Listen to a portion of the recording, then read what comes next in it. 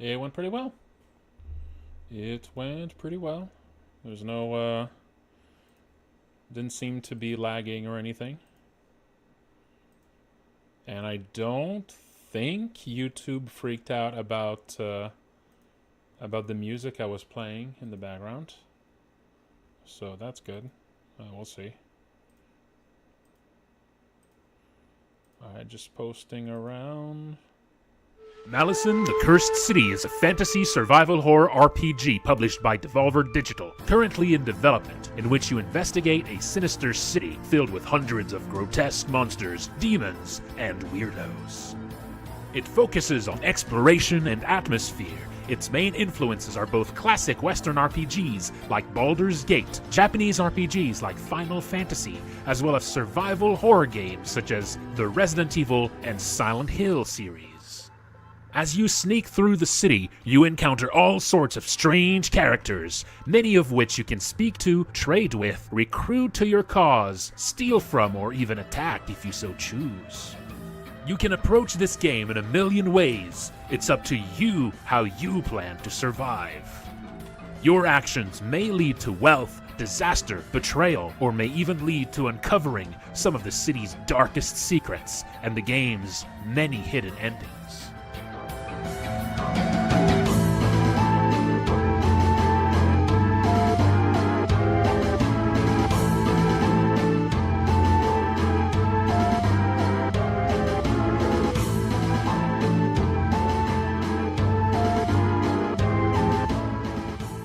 The main character is no powerful hero. You awaken in the city transformed into a weak, frail goblin, and may need to rely on desperate measures for your survival.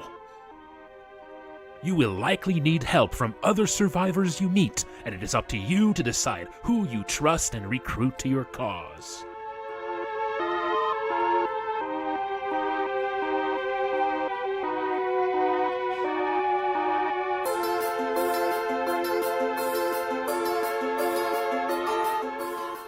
Combat is in a classic turn-based style with a focus on managing scarce resources and building unique strategies by recruiting all sorts of different party members, equipping them and teaching them new skills. Monsters move closer to you during combat, increasing the threat and tension as they begin using their more devastating attacks. You do not want them too close.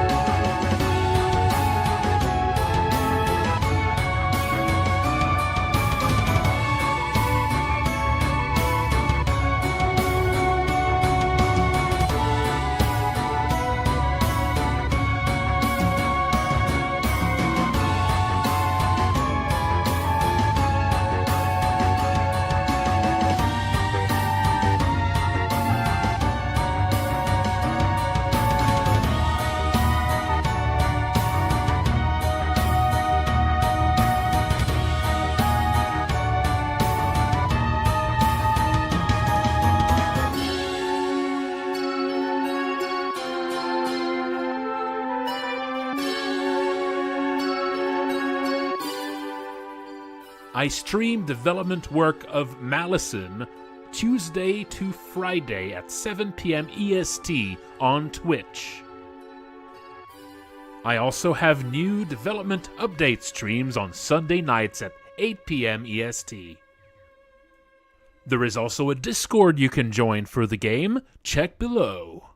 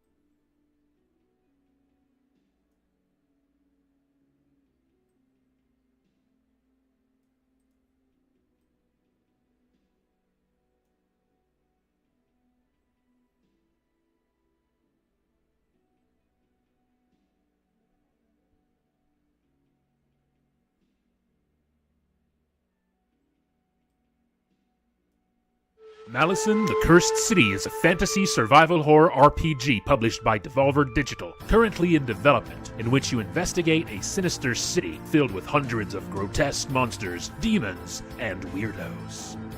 It focuses on exploration and atmosphere. Its main influences are both classic Western RPGs like Baldur's Gate, Japanese RPGs like Final Fantasy, as well as survival horror games such as the Resident Evil and Silent Hill series.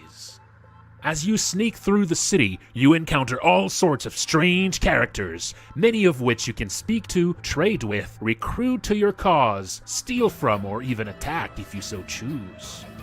You can approach this game in a million ways. It's up to you how you plan to survive.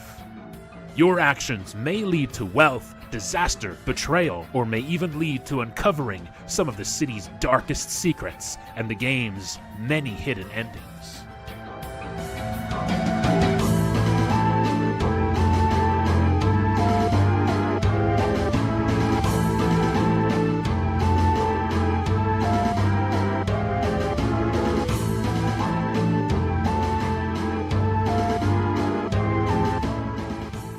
The main character is no powerful hero. You awaken in the city transformed into a weak, frail goblin, and may need to rely on desperate measures for your survival.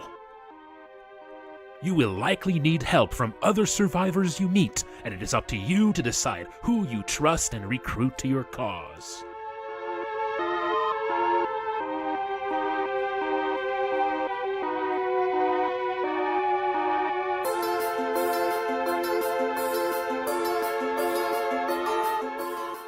Combat is in a classic turn-based style with a focus on managing scarce resources and building unique strategies by recruiting all sorts of different party members, equipping them, and teaching them new skills. Monsters move closer to you during combat, increasing the threat and tension as they begin using their more devastating attacks. You do not want them too close.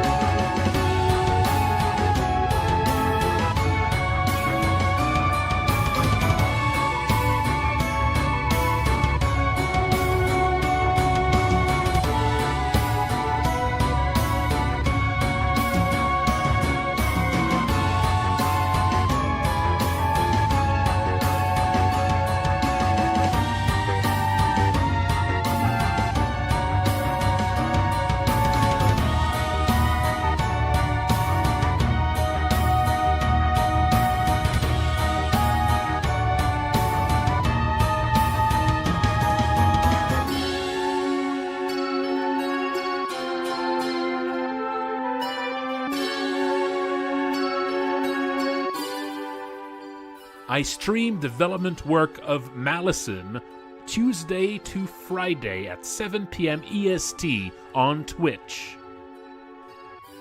I also have new development update streams on Sunday nights at 8 p.m. EST. There is also a Discord you can join for the game. Check below.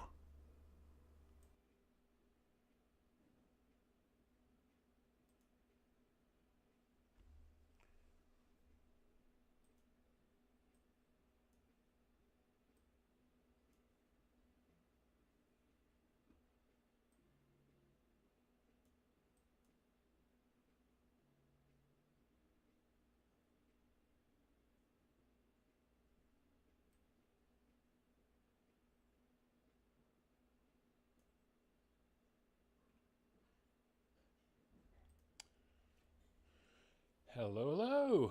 Hey. It's time, folks. It's time for the one about playtesting. Let's see. All right. Okay. Well, let's just begin.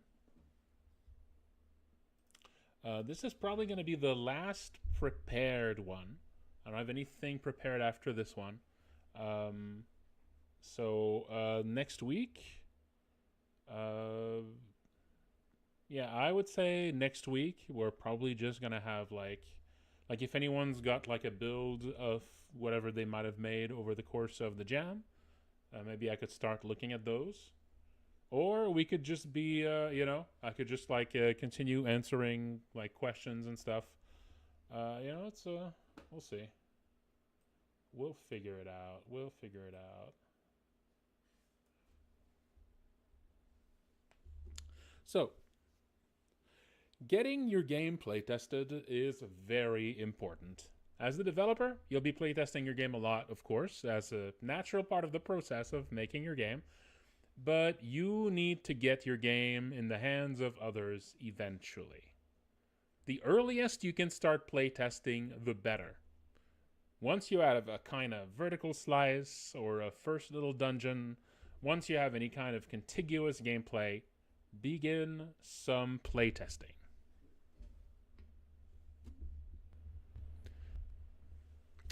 There are different kinds of playtesting depending on what you're looking for and what you need. So we're just going to go through all of the different kinds of playtesting.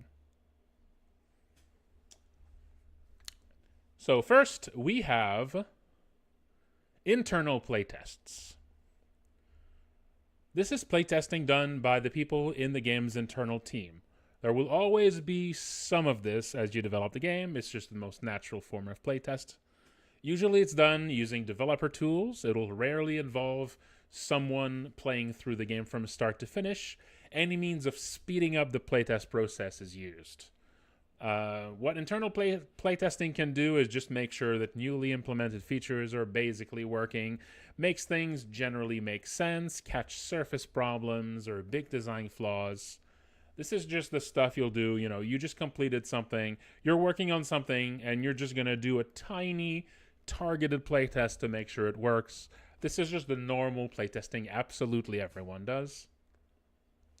But what this internal playtesting is bad at doing is, one, finding issues of conveyance, issues with game design clarity, also finding complex, less obvious bugs, finding bugs that only arise in a complete playthrough that dev tools would hide in some way, finding obscure or rare issues that would only happen on some machines or otherwise have a low reproducibility rate. And also, it's useless for getting any sort of outsider opinions on whether the game does what it sets out to do: fun, writing, tone, humor, atmosphere, etc. Now,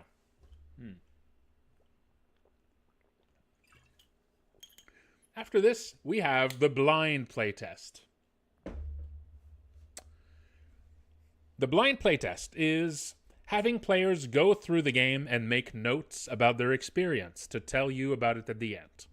The purpose of this is to get the players' unbiased general feelings and opinions about the game, and also to find any big, obvious bugs and crashes the game that might have that would be missed by internal playtesting, but without a focus on finding bugs.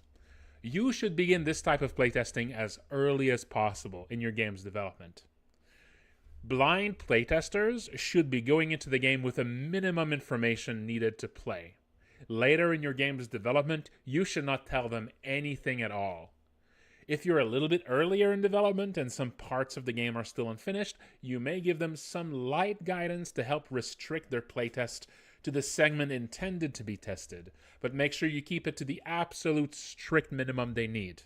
Any help on how to play that the game itself is meant to tell them will mess up their ability to tell if the game itself explains it properly or not. For this type of playtest, first impressions are very valuable and important. If you have several people interested in helping to test out your game, keep in mind which of them have played the game before and which haven't, and make sure you always leave some first-time players for later. Think of those people that haven't played the game and are interested as like a limited resource for you to manage. For this type of playtest, First impressions are very valuable and important. Yeah. Some context for each playtester is useful. Knowing if they have played games like this before, what kind of games they like the most, can give useful context to issues they may encounter later. Maybe one mechanic in the game is self-evident for experienced RPG players, but need further explanations for people less experienced with the genre. For this type of playtest, you don't necessarily need experienced playtesters, but it can help. An experienced playtester will know to be more vocal about the issues they encounter. They will know to pay attention, while inexperienced playtesters will sometimes give you very little feedback to work with, and they'll just say they liked it. They'll still be useful for finding big conveyance problems. Everyone will know to be vocal if they get stuck somewhere, but they might forget to note the more subtle issues they encounter. On the other hand, experienced playtesters will also be more likely to be experienced players, and so having only experienced playtesters can bias your blind playtests away from newcomers. So that's also something to keep in mind. Now, you want to ask your blind playtesters some follow-up questions. Did you ever feel stuck when playing the game? Did you ever feel frustrated? Did you ever feel lost? Is there any part of the game you feel like you don't understand? Who was your favorite character? What was your favorite part of the game? What was your least favorite? If you had to describe the game's tone, how would you describe it? Of course, your questions will change depending on what your game is like, what your game's goals are. Think back to your design pillars. If you're making a horror game, ask if the game was scary. Ask them what the scariest part was. Ask them if any scare fell flat, or if any of them felt particularly effective. If your game has resource management as part of it, ask them if they ever felt like they might run out of something, or ask them if any resource felt very plentiful. Stuff like this helps you get the most out of your blind playtesting. It can help you find out if some moment of the game doesn't hit the way you want it to, or if something isn't explained well. Some blind playtesting remains useful throughout a game's development. Internal blind testing is impossible, of course. The closest thing an internal tester can do instead is what I would call a surface-level playtest. Playing through the game from start to finish just to quickly find any big surface issues. This isn't a complete waste of time or anything, but there's only so much you can find on your own. But of course, if your means are limited, this is sometimes the best you can do. Knowing what to do with the opinions you get from blind playtests is complicated. It's a little bit like also like knowing what to do from the feedback you get from regular players, you know? Like if your game comes out and you get some comments and feedback, knowing what to do with that these comments and that feedback is actually a little complicated. You need to be open to criticism, but you need to keep things in perspective. People express their feedback in different ways, and sometimes you need to do a little bit of work to interpret a piece of feedback into something you can use. Here's an example. Imagine you receive a piece of feedback that one boss battle is bullshit and cheap and should be nerfed. The damage is too damn high. It wiped me out in 2 turns. Say that's the feedback you got, right? Now, the most straightforward interpretation of this is the boss's damage is too damn high, so you should just reduce the damage it does. And that might be the right thing to do. But first, step back. Remove the feedback's suggestion. Remove the part where the feedback tells you what you should do, and instead just think of it as a report of what happened that needs to be unpacked, right? They fought a boss, they got killed very quickly, and it felt unfair. What's the actual problem here? So let's explore the different scenarios that could actually be happening if someone gives you that feedback, right? So, number 1, the boss's attack damage is too damn high. Lower the damage, right? That very well could be this simple. But number 2, the boss does a nasty attack early on that you're meant to block, but it's not well telegraphed.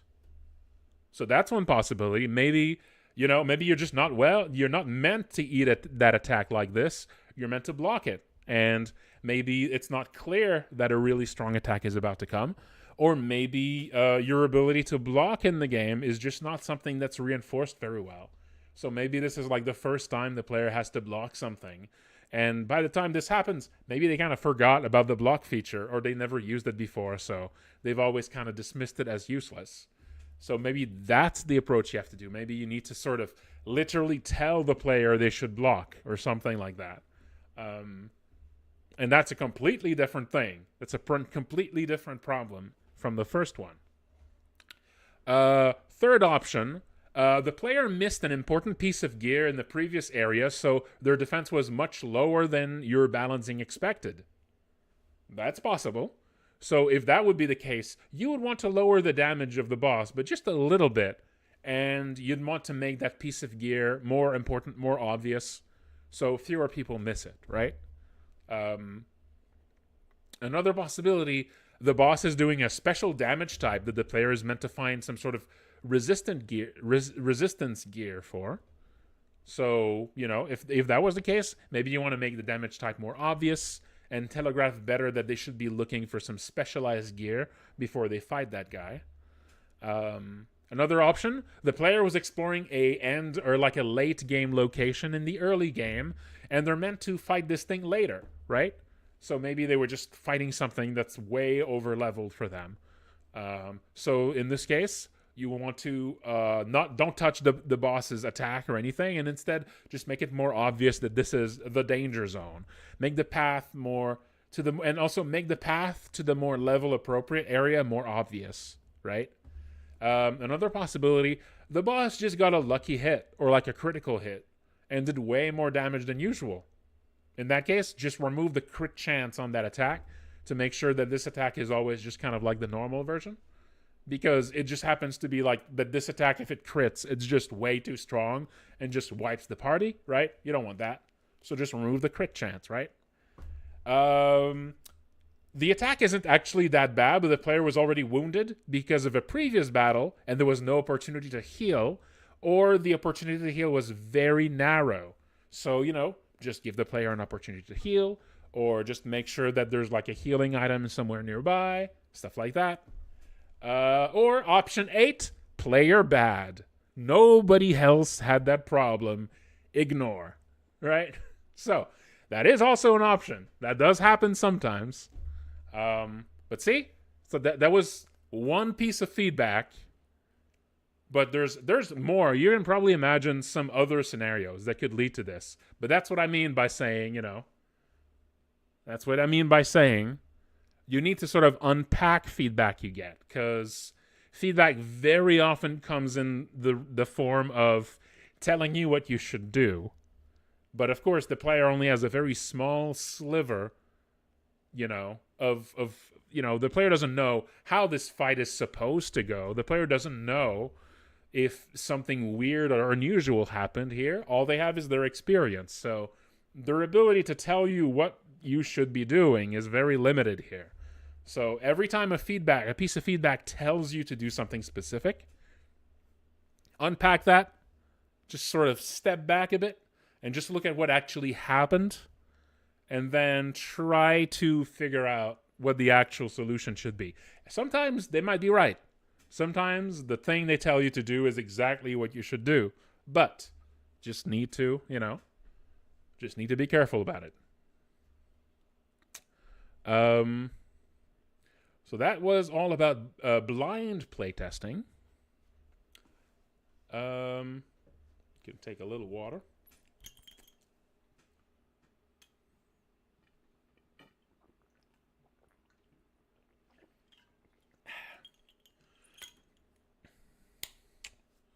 Next, we have bug finding. So, bug finding. Have playtesters go out of their way to try to break the game. They will test every dialogue choice, every quest outcome, every character ability. They will try to act weirdly, do things the dev did not intend. The purpose is to find everything that can break your game so you can fix it. Bug finding is most crucial towards the end of development, but you should start some early bug finding before that. Some bugs are easier to fix the earlier they're found. Bug finders should be going into the game with a detailed guide on how to do everything. Give them an exhaustive list of everything you can do in the game so they can make sure to have tested every feature and every piece of content. You should give them some debugging tools if you can, cheat items that let them play the game quickly, maybe a warp zone that lets you quickly move to various levels or become invincible or that stuff. That said, make sure that they can also play the game with minimal debug tools. Make sure the debug stuff can be turned off or only partially used, because as I mentioned earlier, sometimes debug tools can hide problems. Ideally, the testers can switch them off or have some means of unlocking only partial tools that impact the game as little as possible, in case they suspect a debug feature might be affecting a bug, either hiding one or creating a fake bug. That can happen sometimes. For bug finding, experienced playtesters are very valuable. Some people are experts at breaking games. They've seen hundreds, thousands of ways games can break and have become experts at sniffing out whole new ways to break them. Internal bug finding can be effective if your game is fairly simple, but an outsider's perspective is really good at finding issues the dev would not think about. Even on a simple game, you should at least have some external bug finding, at least towards the end of development if you can.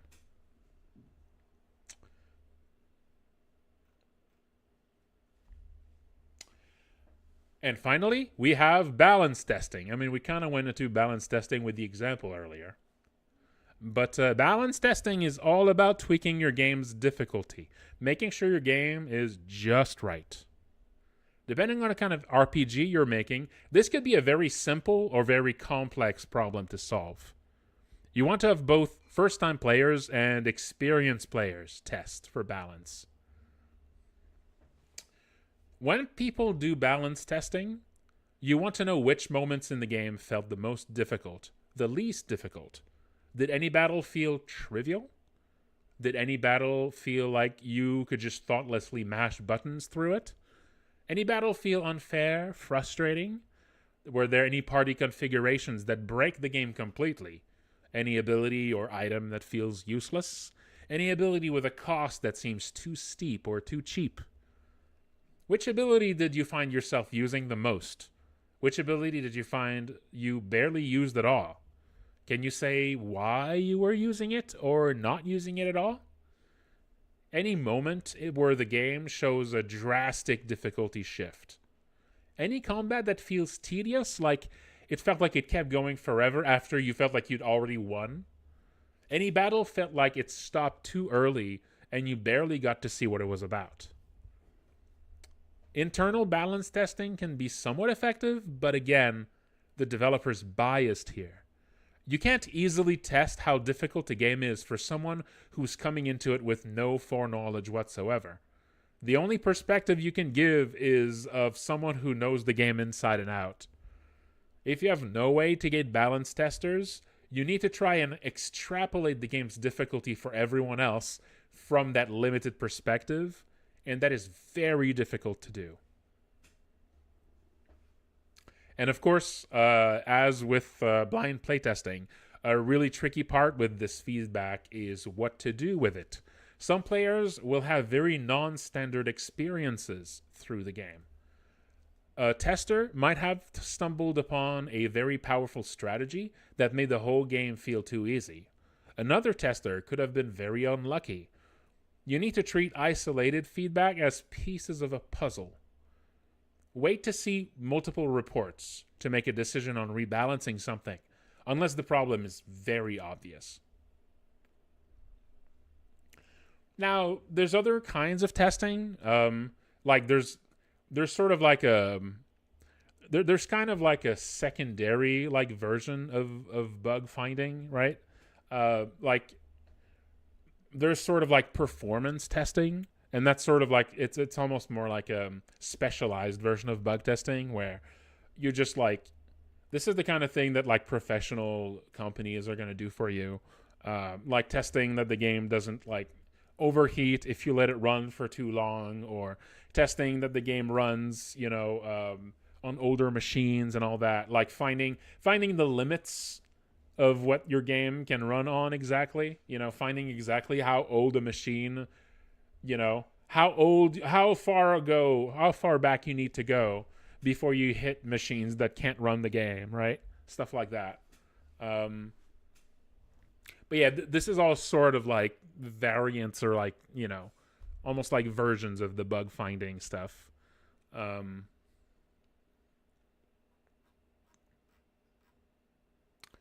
And actually, that's about it. I'm about done with playtesting. So we have any questions? Also, hey, Raiders, what's going on? I was actually just talking about game development. And actually just finished my prepared stuff for it. What's up? Yeah, just went over some stuff here about playtesting.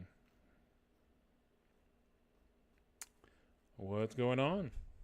But yeah, so people who were listening before that, yeah, if you have any questions about playtesting, any questions about that, we can go into it.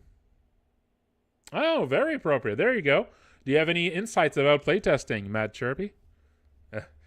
Although this was kind of about sort of like internal playtesting versus like, a blind playtesting and bug finding and balance testing and all that.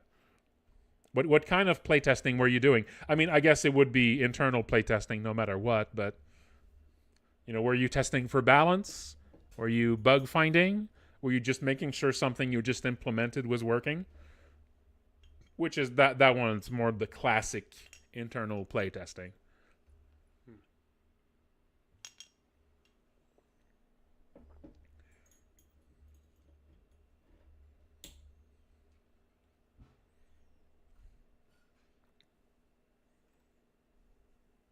No, yeah, if it's not your game. Although, was it blind testing, or had you played the game before? Blind testing is something different.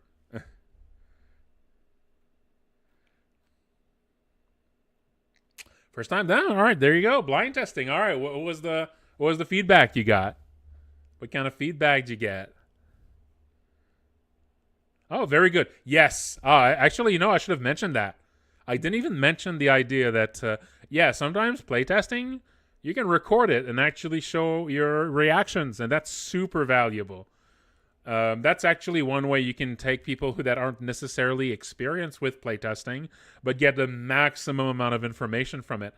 If the playtester knows to be very vocal about everything they have, right? So what you really want from someone playtesting while they record themselves is for them to be very vocal about anything going through their heads, right? Ah, very good. Yeah, that's good. That's great. Yeah, when you see someone playtest your game and they play everything exactly right, that feels really good.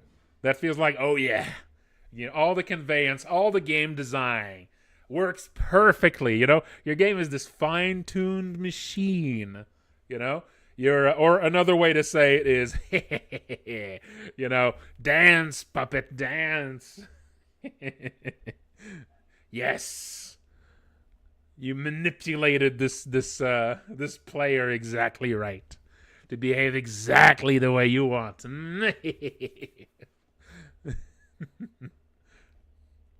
Very good.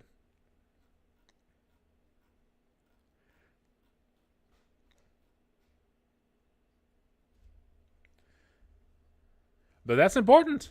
You want to get that. You want to get, if people miss. Here's a big thing is, if people miss a piece of information, if people skip through text, that's something you can work on too. Like there's specific things that can lead to people skipping text that you can try to work on, right? One thing is, if there's a lot of big, like if really early in the game, You know, if I feel like in the first 20 minutes of a game, or maybe the first 10 minutes, if there's any wall of text that's like damaging to the player's like resistance to reading dialogue, right? So to me, it's like in my head, like every early dialogue in the game is something to be really careful about, to be like as economical as possible with text, right? Yeah, like you want to cut down dialogue as much as possible in anything that happens in the first like 10 minutes, because that's the period when the player is sort of like slowly deciding on how invested they are in reading, you know? This is where they're like measuring just how much they want to like bother reading every bit of dialogue, right? And as soon as they see a wall of text, that's like damage. It like damages their involvement, you know? Yeah. Also, another thing to never underestimate is bolding or coloring keywords in text. That makes a big difference on how much people are willing to read through like a large bit of explanations. Always, if you have, I mean, sometimes it can be tricky. Maybe you might be using an engine that doesn't necessarily allow or give a lot of tools to like highlight text. But anything that like, you know, highlighting keywords or bolding keywords in text can really help to get people just to give just a bit more attention to your dialogue, to like explanations especially. Yeah, early on in Look Outside, there was a little bit more text early on, and I remember like we went through a few revisions of like cutting down a little bit. Yes. Yeah, absolutely. Check the first few hours. The first hour, the first 30 minutes, the first 10 minutes. And the earlier it is, the more severe you have to be. I actually removed some things from the apartment in Look Outside. There's like 2 things that I removed from the apartment and made it that you had to find them instead. And the only reason I did this was just to simplify the apartment, to reduce the number of things to examine and the number of like explanations to read in the very like really early on, right? So like in Look Outside, you don't actually have the crafting kit, like the crafting the thing you use to like craft items, and also the crossword puzzle book. Both of those items used to be just in your apartment right at the start. And I just moved them to be like things you find really early as you explore. And the entire reason was just to make so that the first time you step into your own apartment, to just remove 2 things that come with like tutorials, just to make sure that the first, like the start of the game, is just a little bit faster. Because both of these come with like their own like, you know, complications, and they both have like a little tutorial that plays the first time you examine them, and all of that would just really slow down the start. So I just moved them. I just put them so that, oh, you just find it instead. Oh, it's a reward. It's like an exploration reward, right? But yeah, the only reason was just to simplify the start. All right. So, any questions people got about playtesting? If we don't have any, although throughout this stream tonight, like throughout all of this stream tonight, if anyone comes up with like playtesting related questions, I'll answer them. But I think otherwise, I'll just go to some pixel art, and I'll just be working on the old gore vortex. Everyone loves the gore vortex. Where was it? When do you know when it's time to stop the playtests and the game is ready? That's really difficult. That's a tough one. I mean, I struggle with even playtests aside, I struggle to call the game done and ready, even, you know, just from adding stuff to the game. I clearly have a problem even with that part. So, you know, yeah, that's tough. I mean, when you stop getting like big problems is one thing, you know, as long as you keep getting new problems every time like you start playtests, then you know, hey, it needs more work. Yeah, I guess you're gonna notice, I guess, when playtesting, like when the rate at which you receive problems playtesting kind of starts slowing down a little bit.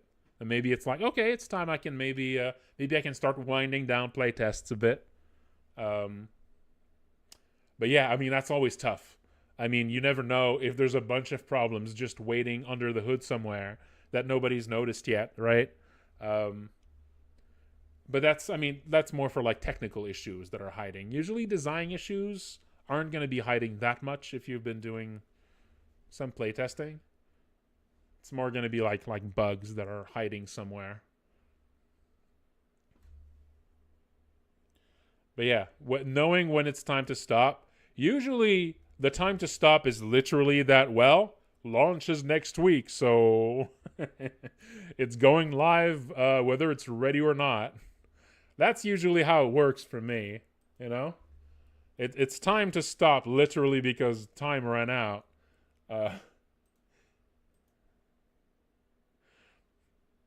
Okay, so I am going to do a little stretch break.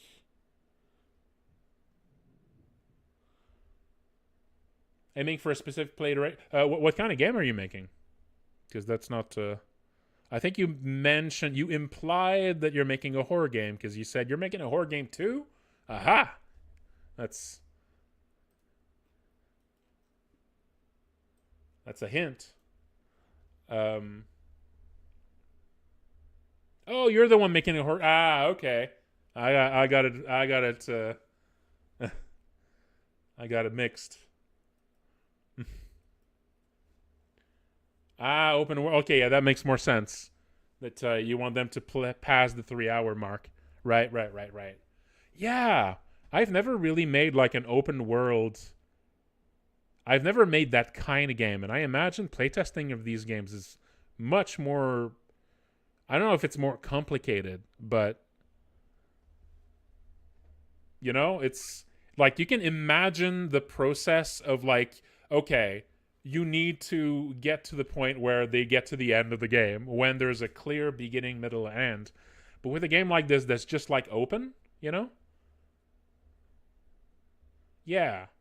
And like since it's open, there's probably a bunch of different ways to get to the late game, so balancing the late game must be really difficult. I mean, there's some open world games that even though they're open world, they still have like a clear progression, right? Like Valheim, for instance. Like Valheim is like an open world crafty game and all that, but you can kind of still talk about it in terms of like a linear progression, right? There is essentially a linear progression of like areas to get to, right? And there's literally a bunch of bosses you can more or less just always fight in the same order, so you can still kind of approach it maybe like a regular linear game, right? Yeah. Yeah, it's pretty scary putting out a big update on Steam. You gotta be and you gotta do some playtesting when you make an update. You don't want to push an update and there's a big old crash right in there. I did that once. That was not great. Oh boy! Anyone here who plays who played Look Outside remembers that time I pushed an update and there was just a big old crash in there. Oof. There was a lot of people playing the game at the time too. I was not I mean, it was like I think that build stayed up for like 8 hours. I pushed a build with a crash, then I went to sleep. It's like the worst possible thing. I mean, no, there's worse versions of that. If this is like a job and you're only working in the weekdays and you push like a build with a crash in it and then you go out for the weekend. Oof. Or pushing a build with a crash just before like a big sale. Or just before, here's a real nightmare scenario.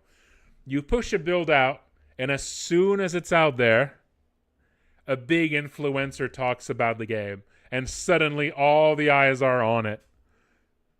and they all get the crash. Oh boy, that's terrifying. That's a horror story right there.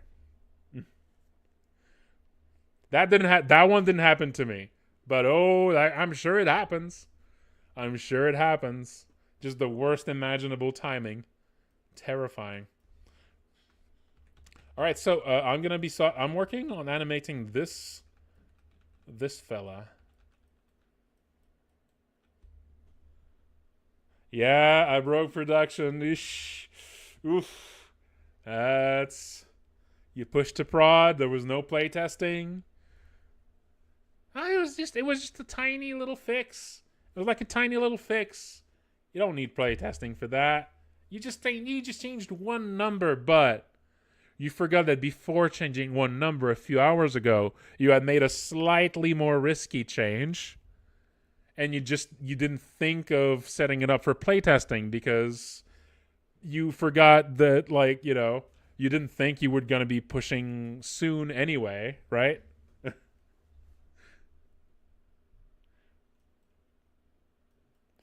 All right. Well, thanks for dropping by, guys. I appreciate it. All right, and I am going to take a short break to go make me some tea because my throat is starting to hurt. I've been talking a lot for this whole playtesting thing. And so when I'm back, yeah, I'll make it a little early stretch break here. And when I'm back, I'm going to be working on animating this. And in the meantime, if anyone here can think of some playtesting questions, feel free to ask. And but yeah, I'll put some music on. Let's continue with some chip tunes.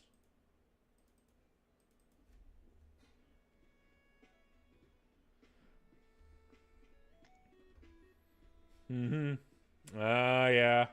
Alas.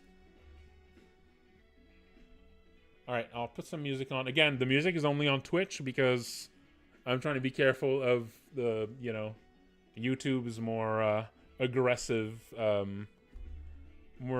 copyright stuff. I don't think anyone's actually watching on YouTube, actually.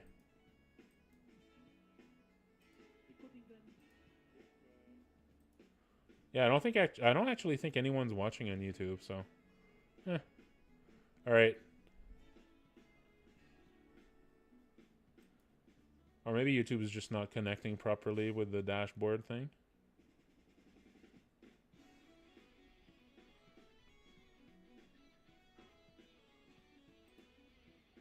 I have no idea. Anyway. All right.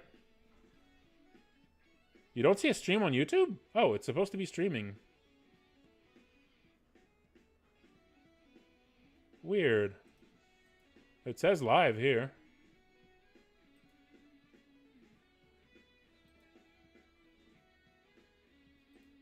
On my channel, there isn't a stream there?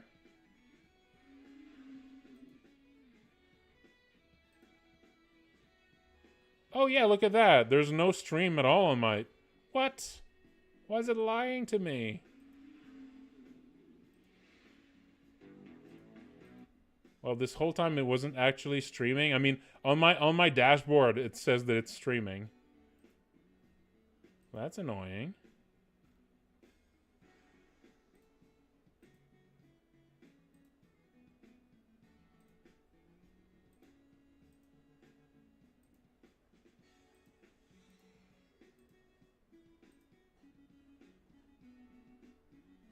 Okay, maybe this is gonna fix it now. Yeah, I don't know. I'm not used to doing this dual streaming thing. Well, alright then. Maybe I screwed it. Anyway, alright. I'm putting on a small commercial break. And gonna stream and I'm gonna stretch and I'll be back with some tea and then we'll be animating more of this goober.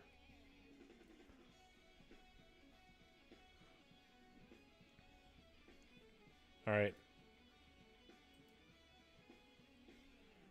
All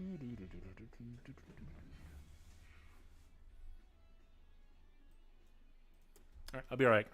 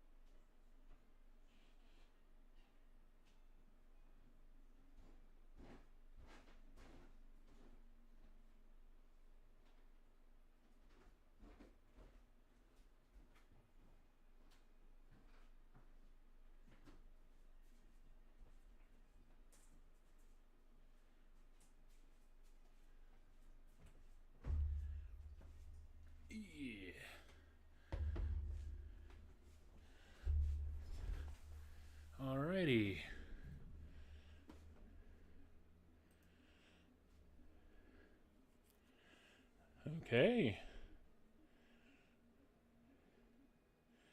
What's up? What's up, folks?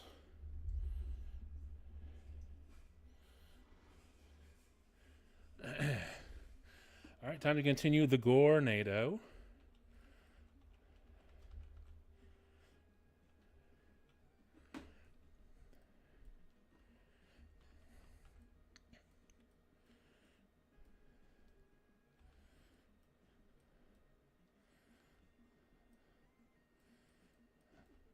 Let's start with this one. How y'all doing?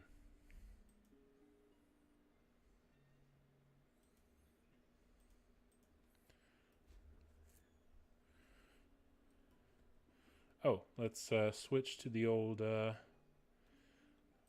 let's switch to the basic screen here. There you go. It's nicer. Oh, is there less blur since I moved my my camera a little bit? Wonder if this position works a little bit better. I guess we'll see over the course of this stream.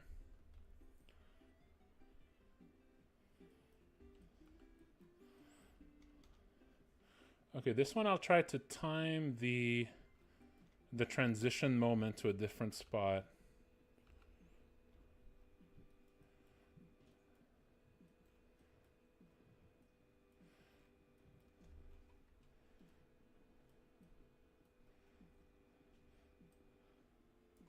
So this one's going to move up here. This one's going to move up here. This one over here.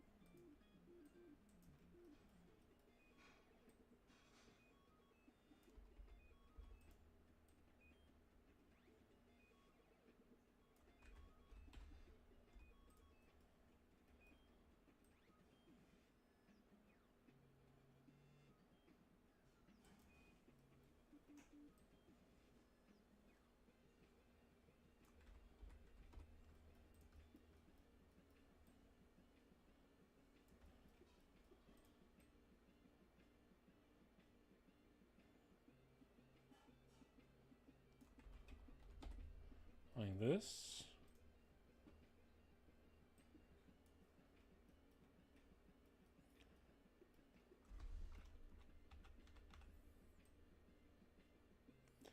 This one's going to move up. This one's going to move up.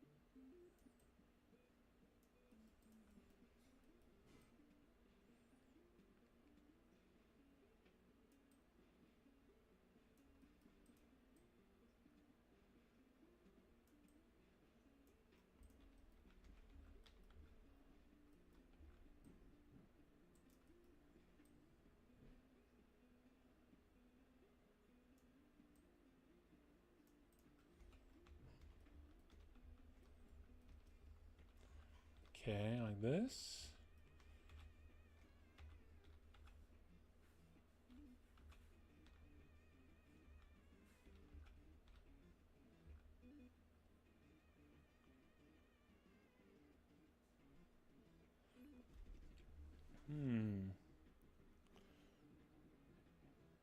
The era of RPGs or any games that left the biggest impact on my style. Visual style or like game design style? Because these two might have very different answers.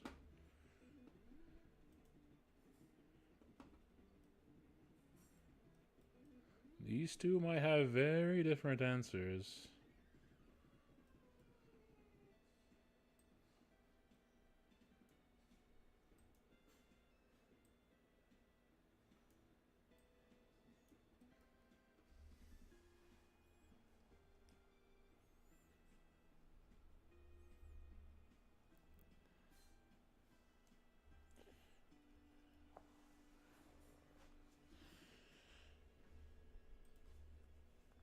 Both. Well. Okay. Well, I think visually, yeah, graphically speaking,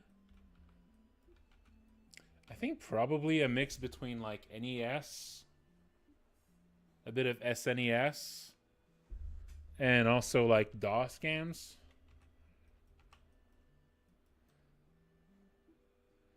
I think the single game that had the most impact on my visual style is Abadox, which is an NES game. It was one of the first NES games I've ever played. It's a very grody shooter, very fleshy, kind of a cosmic body horror sort of shmup, where you fight you attack a planet-sized fleshy monster.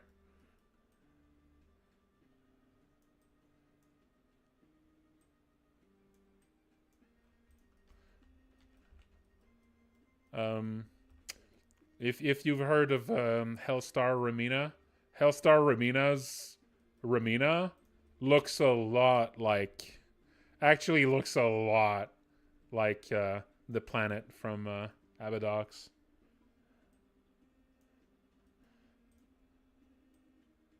It's probably, I would say it's probably not an inspiration. It's too, I would say it's too like small. It's like not really. It's probably both. They're probably just both have a similar. They probably just both have kind of a common visual inspiration.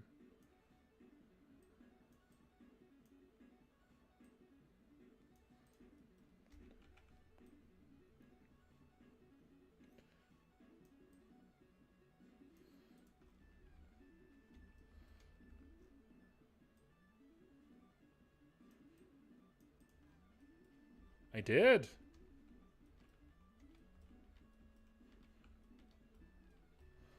Also, another game to me that's that probably had a big part in my art style is Castlevania 3. Castlevania 3 on the NES. It's probably my favorite NES game, and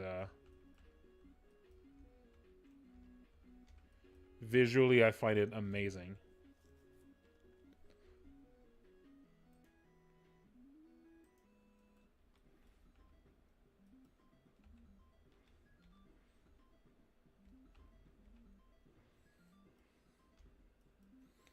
Okay, now I need to move the other way. So let's start from here.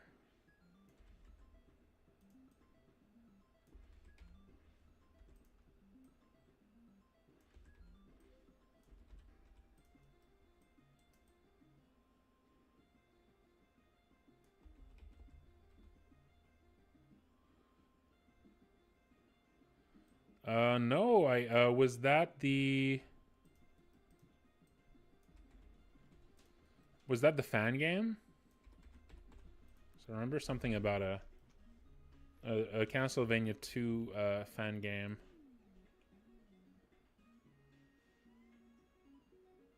I never actually played Castlevania 2. I remember renting it and just not understanding it as a kid. Like renting it and I just did not get what I was supposed to do. I mean, I didn't speak English much, so even the kind of bad even the kind of bad explanation text you could find was even worse for me because I literally couldn't even understand it. And I think I just never had really played a game like that too, so I was going in there kind of expecting a regular Castlevania game.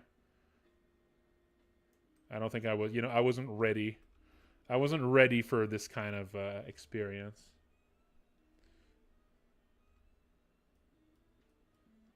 Oh! I think Oh, yes, I did. I did actually see that on Twitter. I think.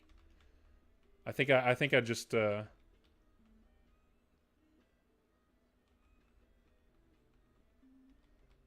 I think I just didn't know what its name was, what the project's name was. Yes, if it's the one I'm thinking of, yeah, that one looks amazing. Visually, that game looks amazing.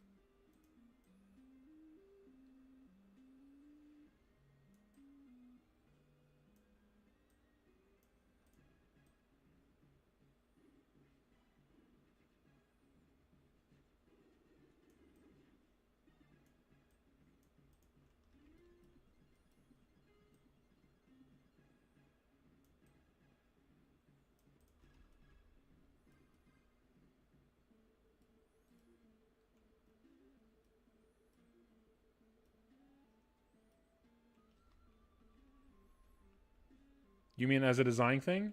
If it's absolutely necessary to be able to run away in battle in an RPG? I would say yeah. I would say it's pretty important. I mean, I guess you could design a game that goes without it. I guess you could design a game that goes without it, but like if you can't run away from combat, you need to make sure every battle is always possible, essentially. You know? Like you need to make sure you can always win every battle you get into. And like there's no like you don't want there to be any ambiguity. Like when a battle begins, you can fight it or you die. Um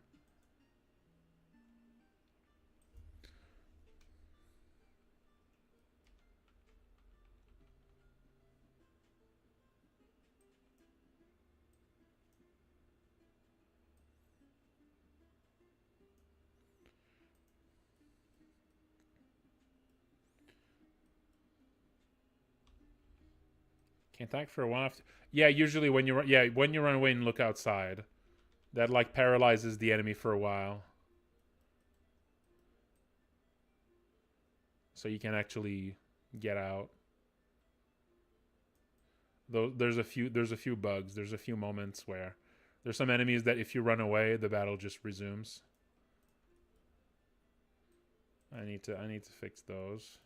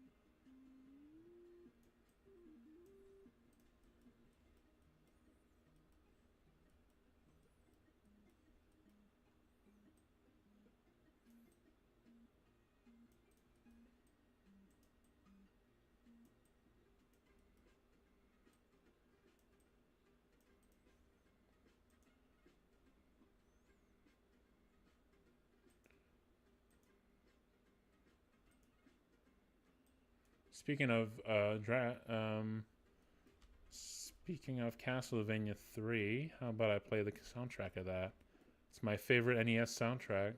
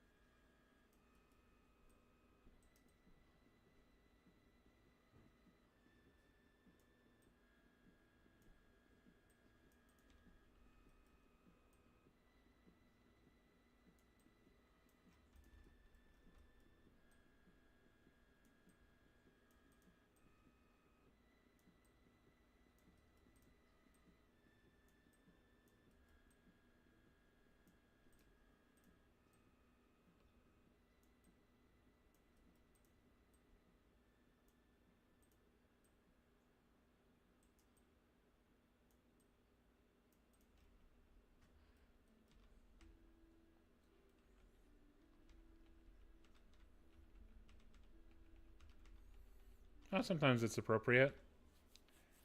There's actually a few battles in the game where if you run away, it actually places you somewhere instead.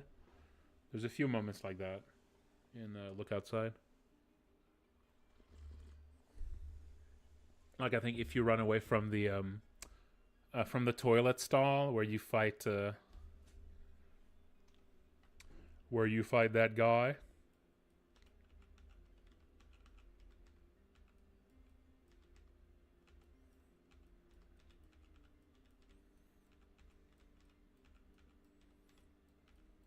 Still haven't made a release. What do you mean, Haddock?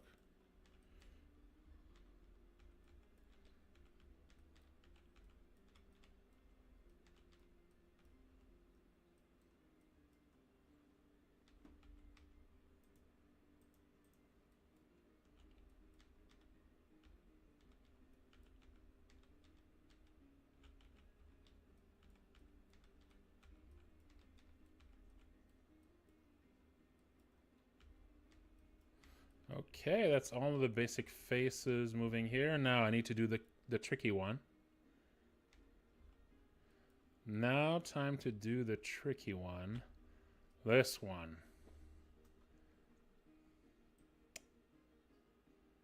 Ooh. I need to delete all of this.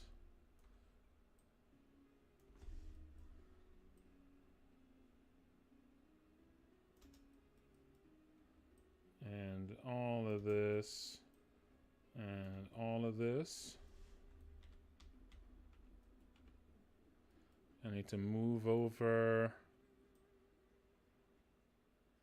everything here.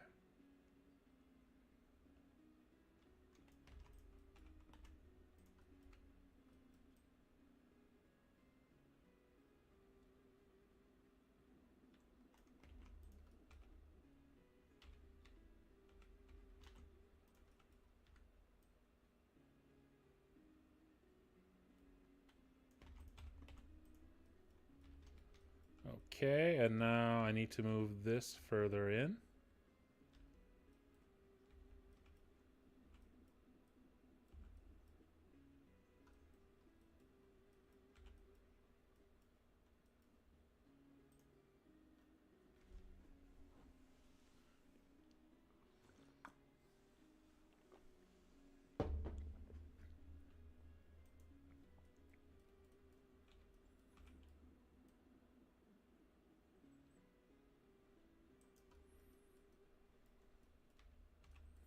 Okay, I need to move this stuff here and you over there. Whoops, not that.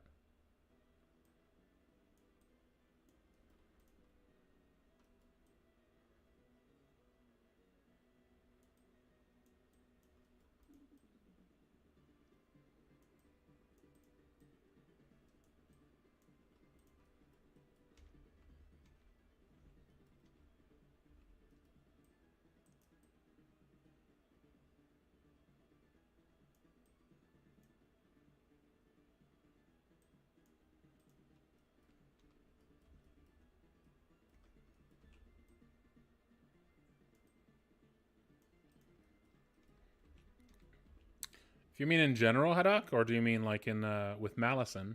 Malison, there's still no release, no. But I did put out a game about 6 months ago. No, no, 4 months ago now. A couple of months ago, and it's been doing really well.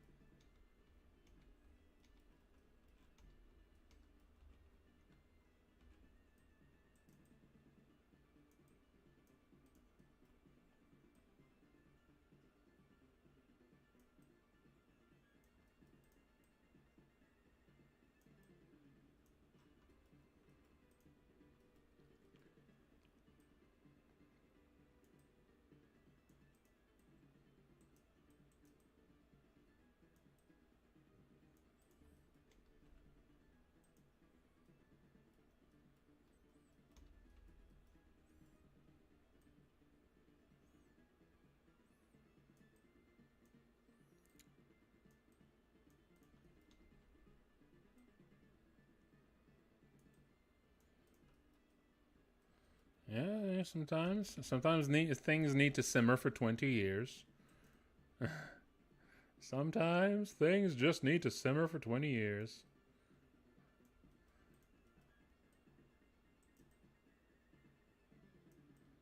Listen, I made plenty of releases, all right? You know, they were just fun releases. They were just fun releases.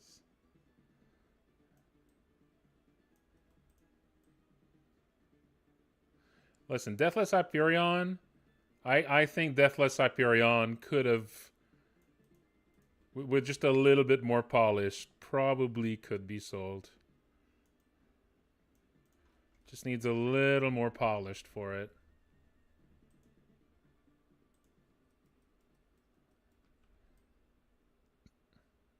Like 2 months of polish or something.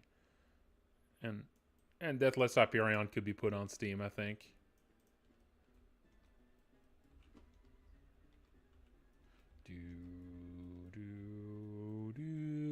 I mean, okay. It will probably be a 2 months that turns into 3, but you know. You know how it is.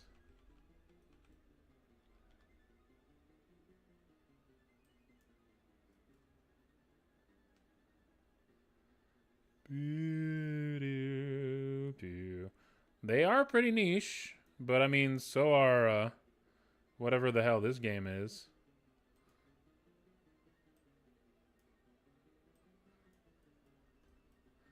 I mean, you can kind of sell it as a. I think the genre of it is a little bit vague in a way that kind of helps. Like, okay, it's like technically it's like a System Shock-ish game, but it's a really simple one. So it kind of works both as like a System Shock-ish game and as like just a first-person shooter. And it's like a horror game too. I don't know. I feel like that's, you know, I feel like that's not bad. I feel like that's a pretty good place to be. I don't know.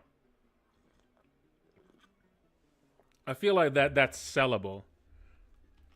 There's a lot of yeah, its status as an immersive sim is a little bit questionable. You know? I mean, it's actually simpler than Blake Stone, so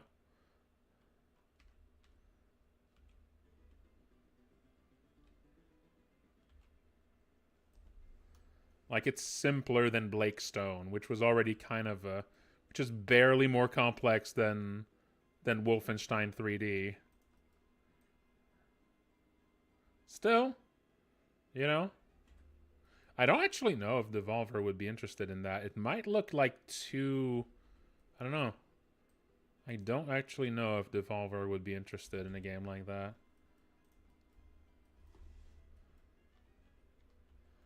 It feels more like the kind of thing Vlambeer would put out than Devolver, really, you know? And Vlambeer is defunct.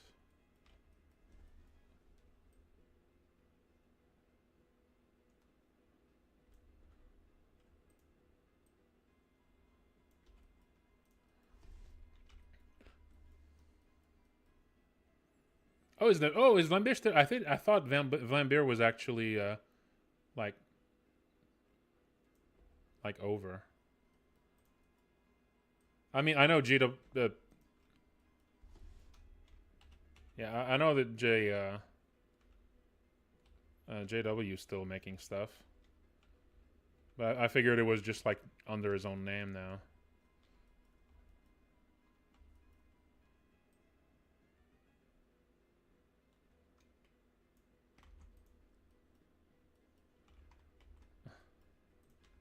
The sluggy comment.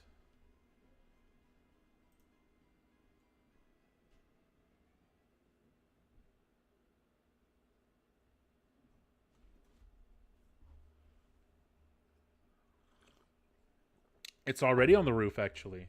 It takes fish guts. It's just not animated on the roof. It's just a still image on the roof right now, and I just finished. I just like detailed it because it was also like kind of sketchy looking, and now I've been animating it. I've been animating everything that's on the roof. That's gonna be for the next update. The whole roof is gonna be all animated and freaky looking.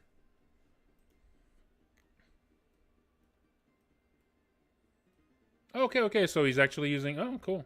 That's cool. Yeah, you know why let a brand go to waste if you still got some games to make.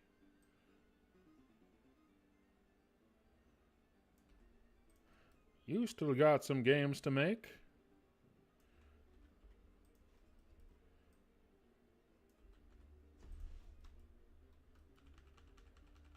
Okay. I like that. Yeah, it's really looking. I mean, there needs to be some detailing here, of course. Let's do this part here. And this one, this is going to be the neutral. This is going to be the forward. So I'm trying to stagger the transition frames. I think that should help to make it look smooth.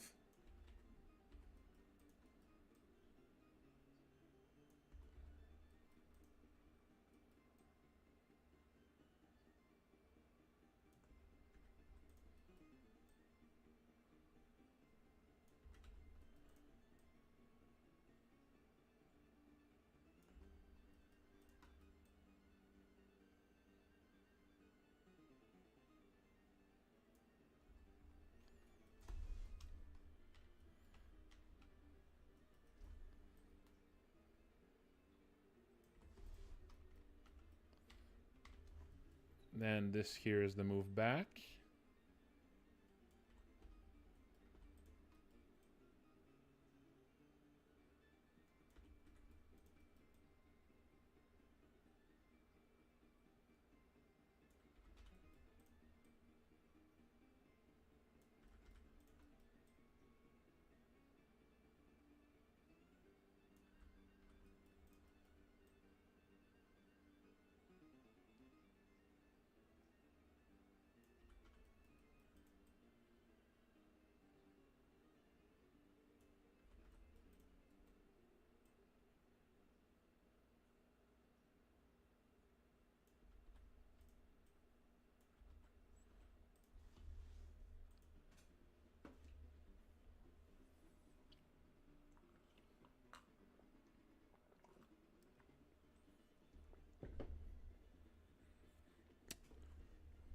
Well, thank you, Gibero.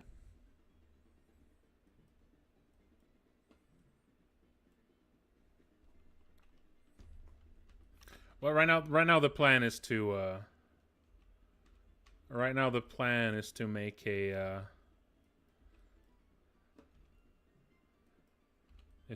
nothing at all, cause after Look Outside, I want to get back to Malison, which is my main project.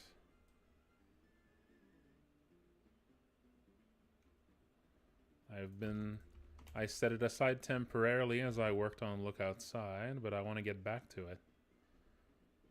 But rejoice, because Malison is actually a very similar kind of game to Look Outside.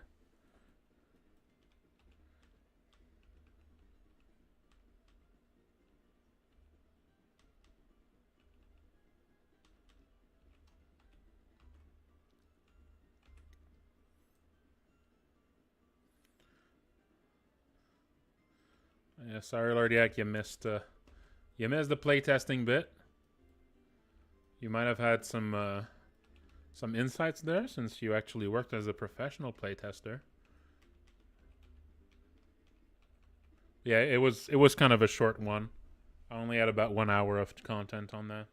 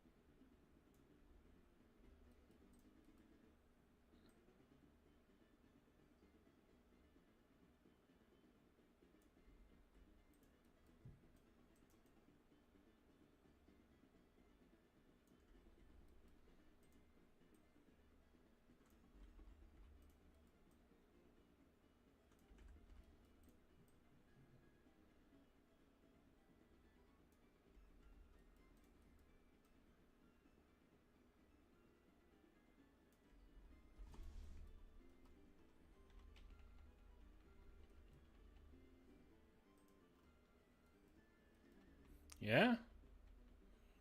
Yeah, I got plenty of ideas from Allison from Look Outside. Of course, I mean, that's natural.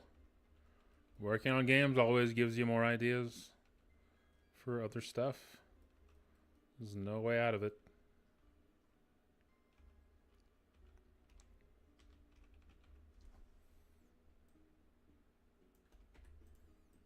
That's just how it is. It's a curse. It's the curse of video games, folks. The more you make them, the more ideas you got for more.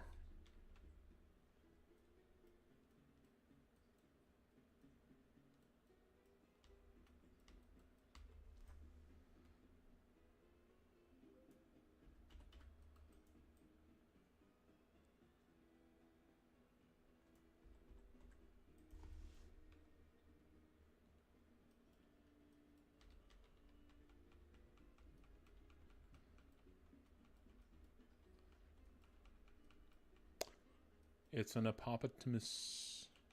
It's an hippopotamus.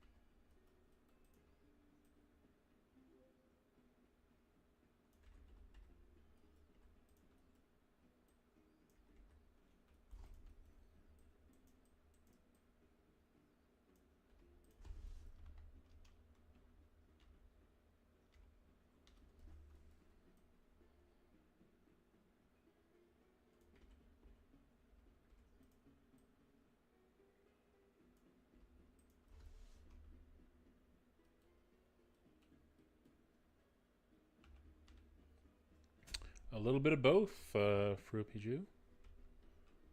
This is my own RPG, but I also make some designs occasionally for other games.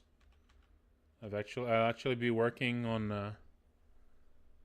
I'm actually gonna be working on some a new monster for Kingdoms of the Dump next week. I'll be streaming that. That should be fun. A big goopy monster. And I've been authorized to stream it. Because it's a very early game encounter, so... It's not really... not a lot of spoiling dangers. Yeah, big goopy monster.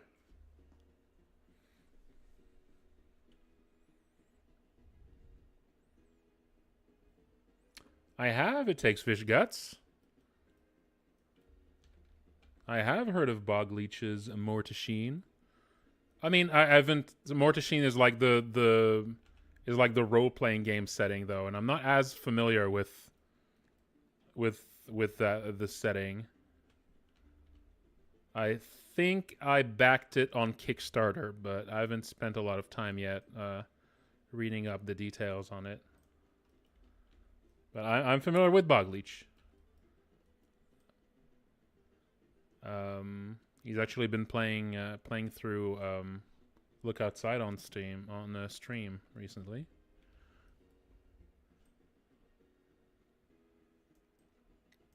And yeah, I've been looking at his site for a long time. I actually found his site because Abadox is one of my favorite games, and like years and years ago, I remember looking up Abadox online and found a big page he had made, a big article he had written about all the monsters in Abadox. That's how I initially found his website.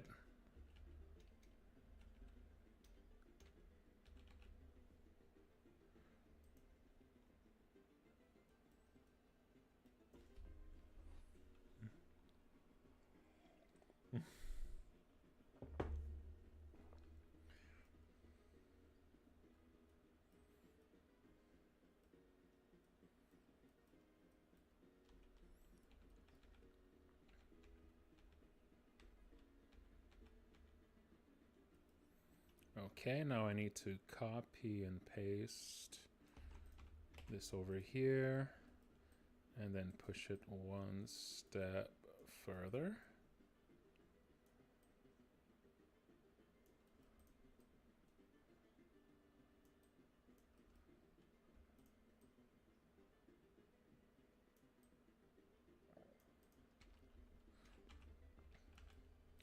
Oh, also, Bogleach also actually contributed a few designs for Malison, my main project. He's sketched a bunch of monsters for it.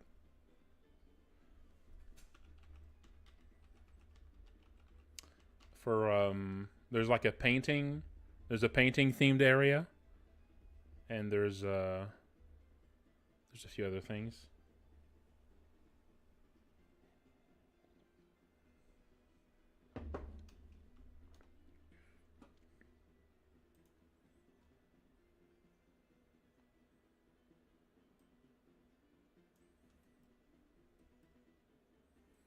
That sub notification, yes, that is a Chaos Eater. I drew this the weekend before Dark Souls 3 came out.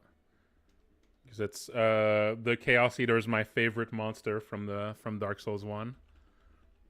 I always really loved that stupid design.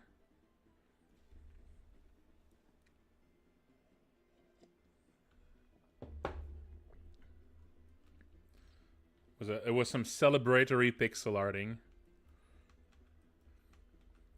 I was hoping that this would somehow materialize in them reusing that model for an enemy, but alas, they have yet to reintroduce a Chaos Eater. Ah, alas.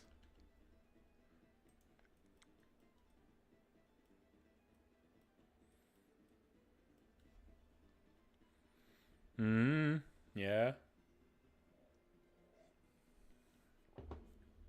And there you can have your last stand with Sigmire of Katarina. Okay, only the eyeballs left. Okay, now the eyeballs. Okay. How much do I want to shift them exactly? Hmm.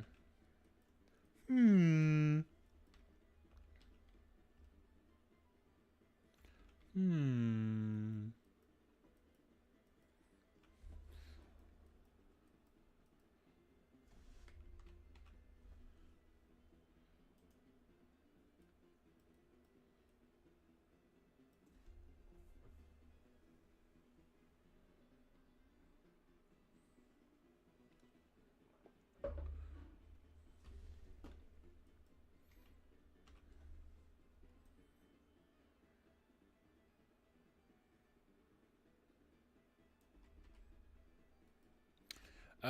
Should I just go a single pixel or 2 pixels for the eyes here? Ah, let's go nuts. Let's go nuts. Let's go nuts with the eyes.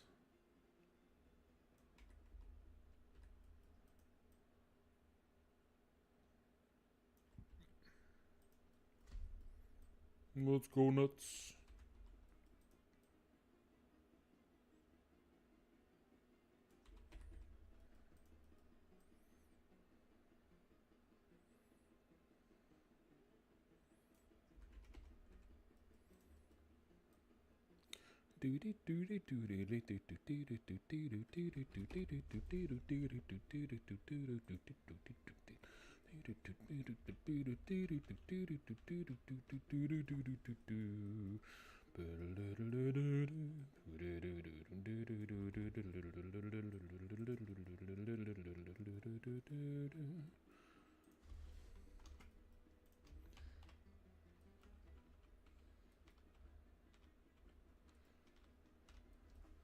Grant us eyes, grant us eyes.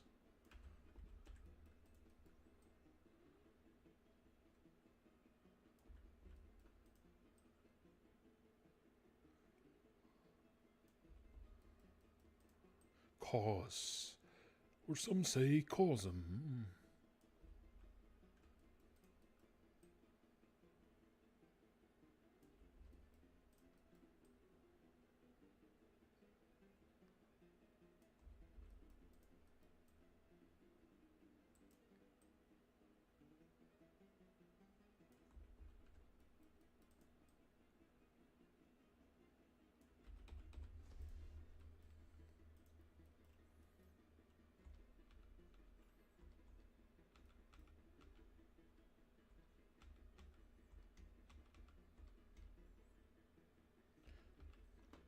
Okay, and then I need to move this forward by one more.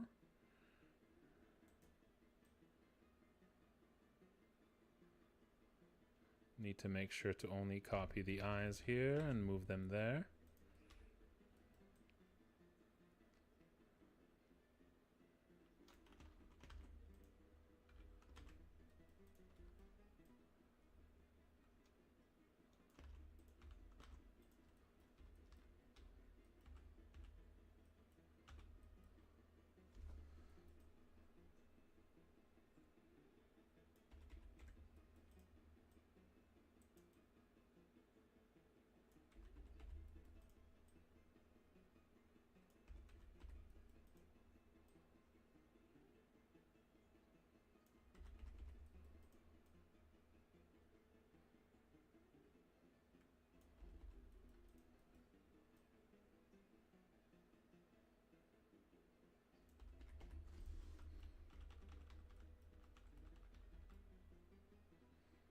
Okay.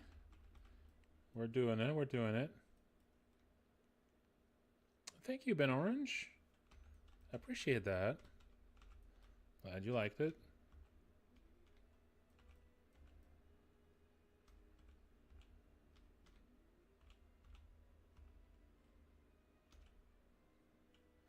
Okay, now this one's gonna be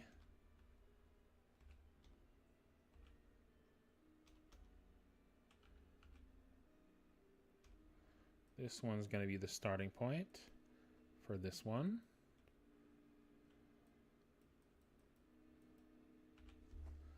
So it's going to advance on this one.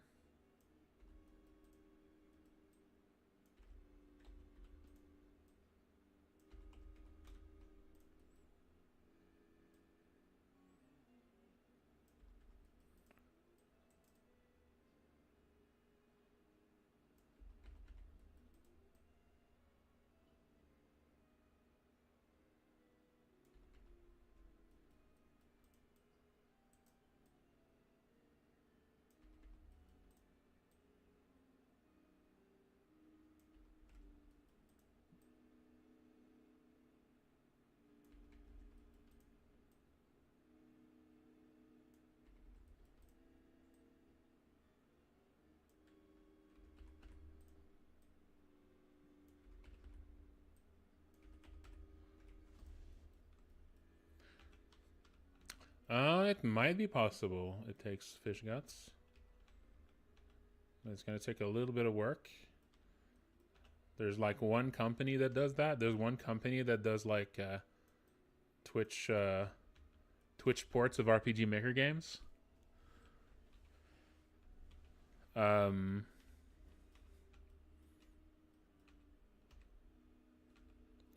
I'm not sure how much it costs, but I imagine it would cost a pretty penny. So if we do it, we probably want to make sure that the 2.0 update is out first, because we wouldn't want them to have to like do it twice. That would probably cost us quite a bit.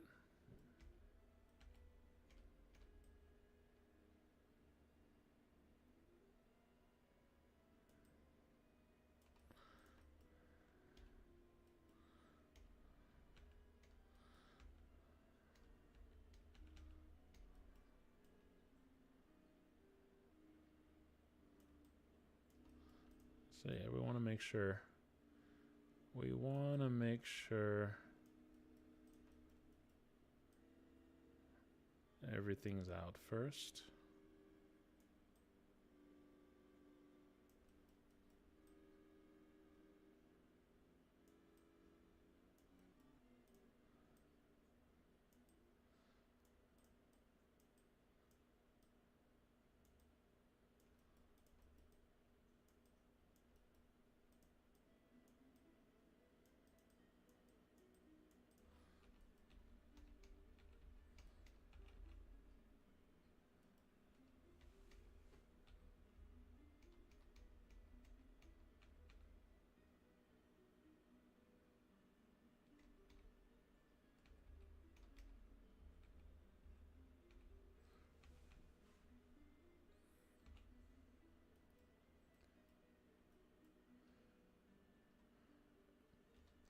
There actually is something like that was cut out of the game. It takes fish guts.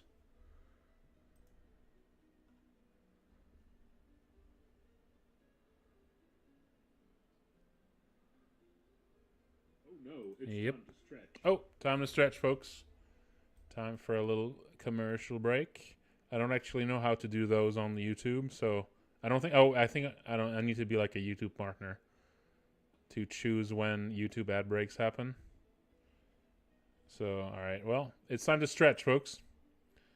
It's time to stretch. Oh yeah.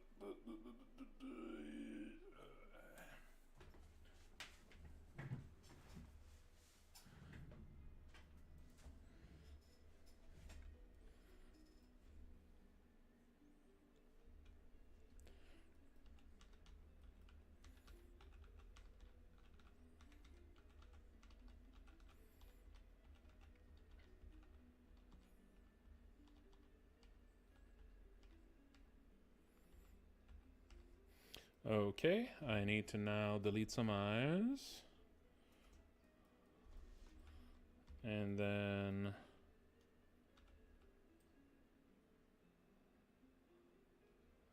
paste some eyes.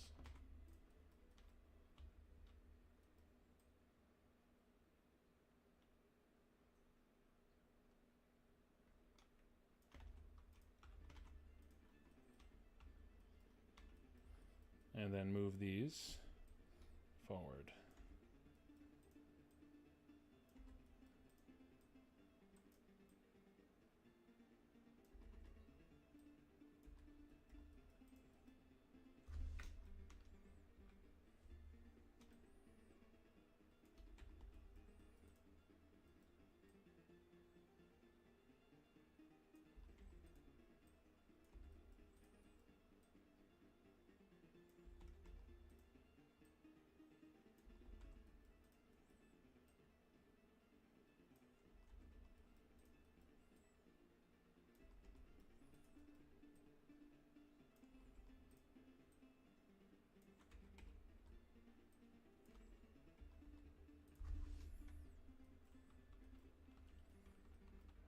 Okay.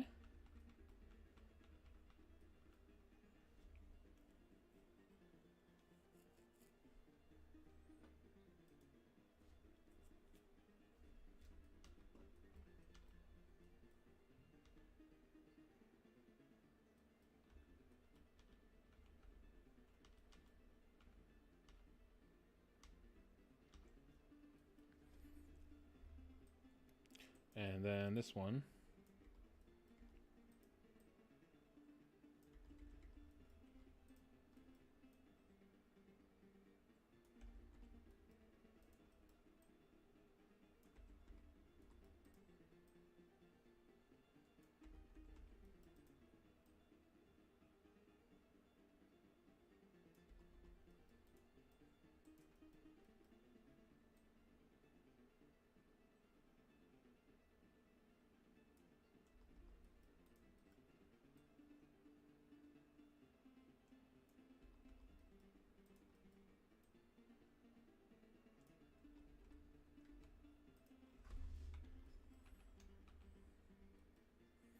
Yeah, that goes.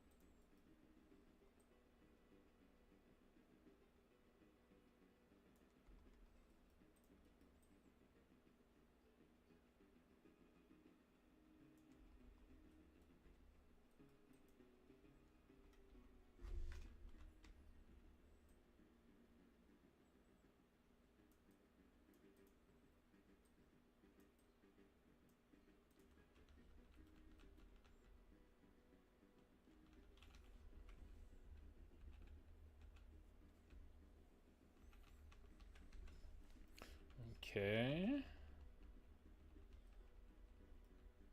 That's all the parts. Just some wriggling needed.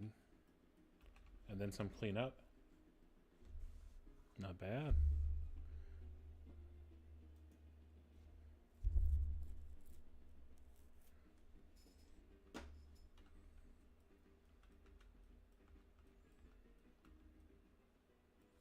Let's do the wriggles.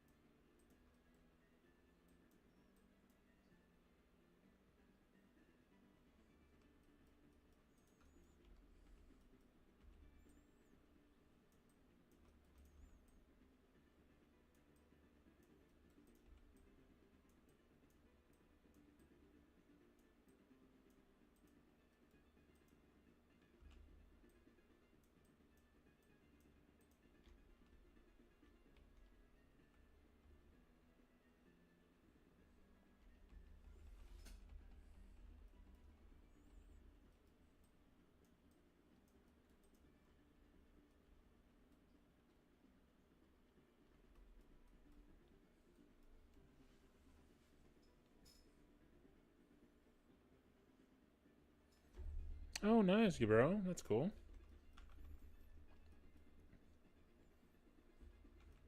I mean, 5th edition isn't super well suited for a horror, but you know, you can make anything work. Anything can work if you give it a shot. I would expect it would work better with like Call of Cthulhu or something.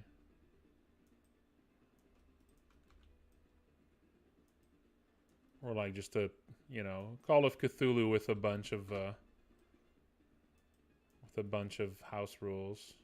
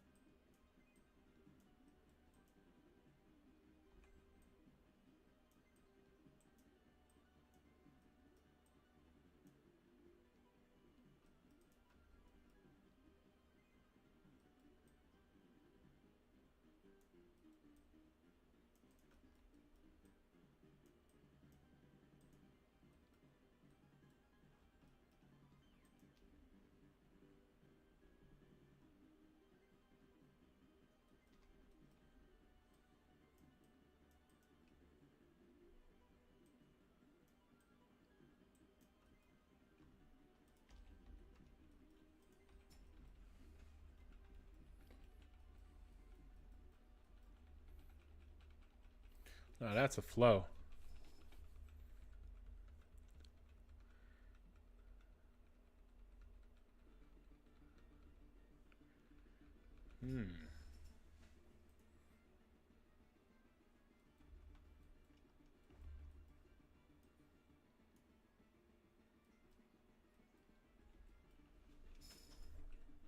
Now let's work on these lower edges of animations there.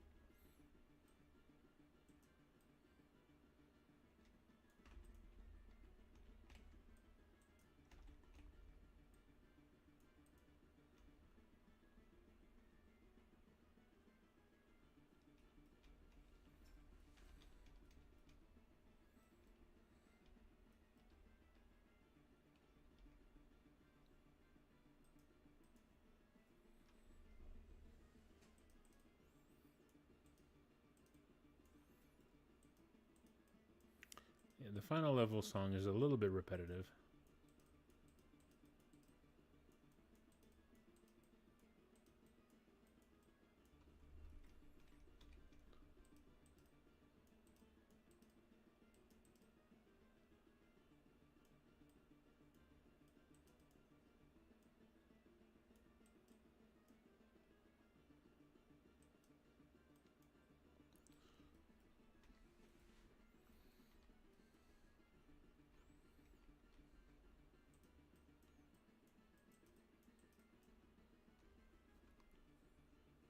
You know, I feel like they looped this one a little, you know, a few times too many. Let's skip this one. There we go. And after that, let's put on I don't know, the Breath of Fire 2 soundtrack maybe, Area of Sorrow.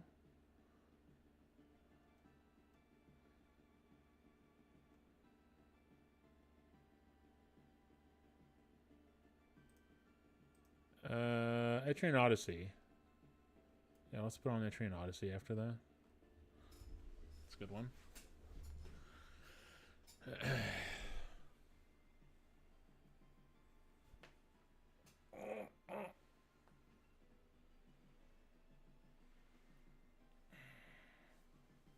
Yeah, that's really good.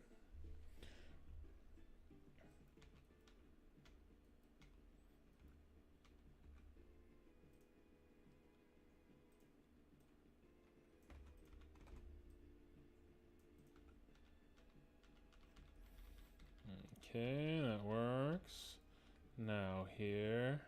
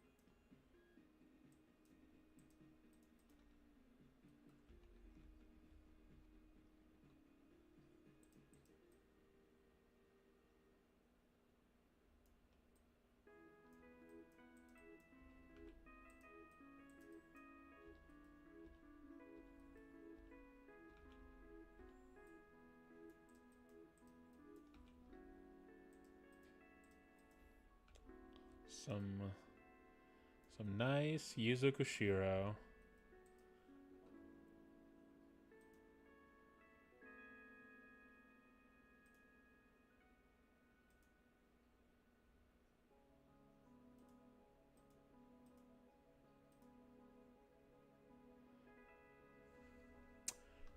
People on YouTube, do you now suddenly listen? Do you now suddenly listen to? Are you now hearing the music? I kind of wonder if I can switch it live like this. I just switched the YouTube version to be getting the music. I don't know if it actually works to switch it live like this, but it might.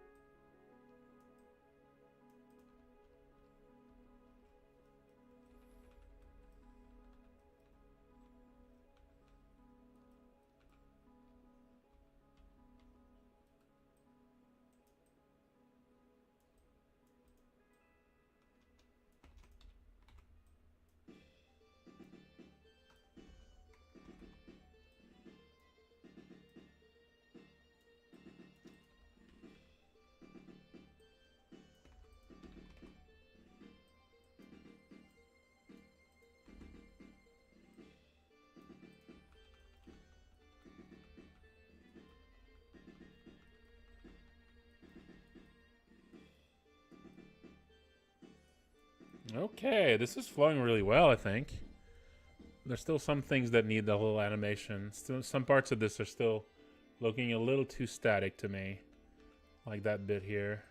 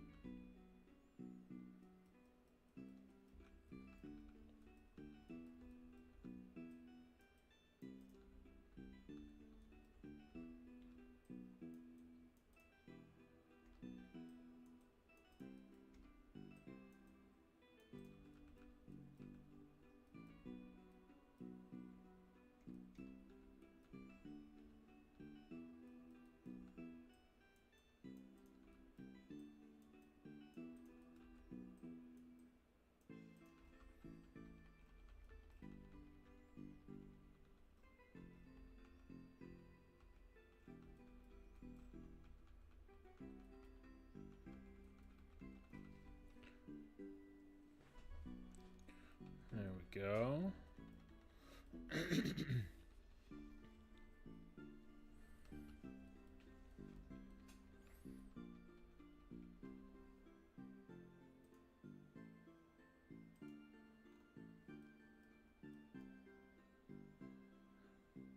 Hello, Arnamentista. How's it going? Okay, it's time to start cleaning this up a bit. Actually, you know what?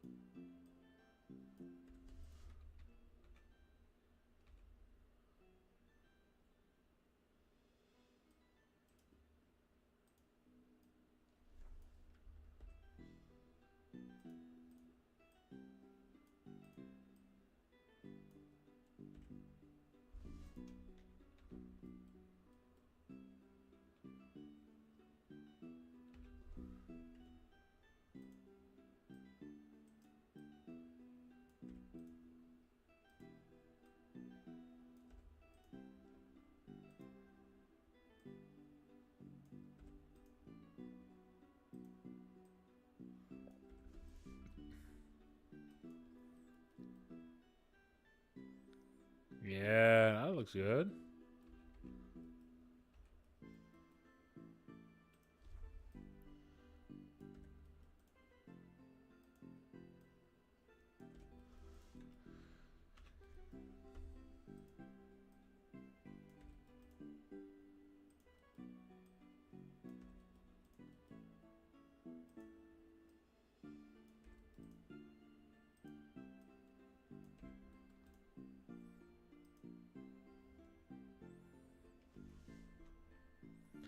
Yeah, that was good.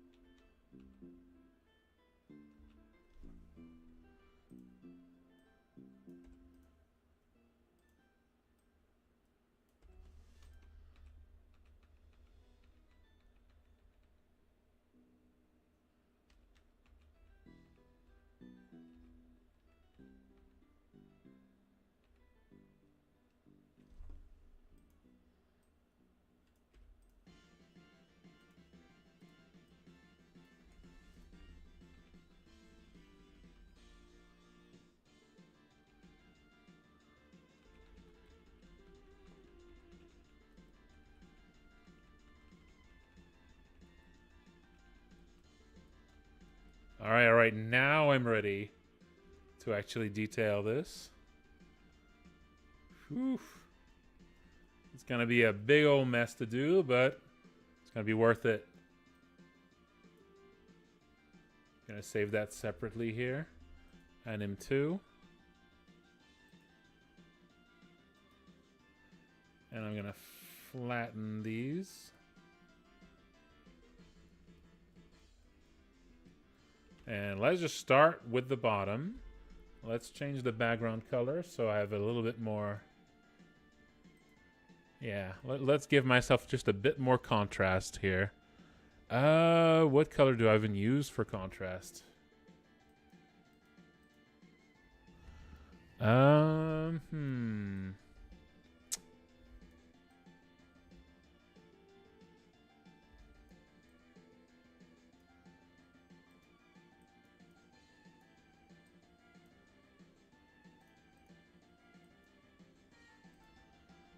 This? I mean, there's some blues in there. There are some blues in there.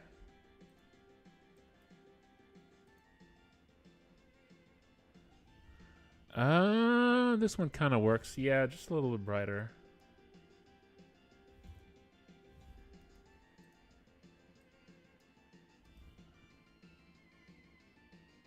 Yeah, I think that works. Yeah, that's some good contrast. I mean, you know, if I miss some pixels from this, I can just go back. I can just go back with a different color to see what I missed. Yeah, this is a good start, I think, for it.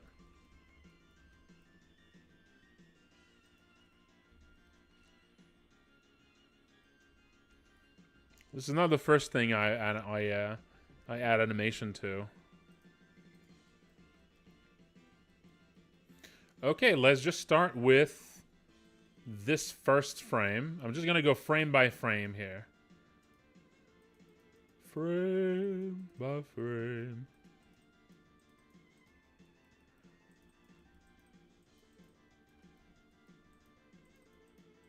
Okay, like this, like this. Also, y'all tell me if the music is too loud, huh? I don't know if, I mean, here it kind of looks like my voice is clearly above it, but...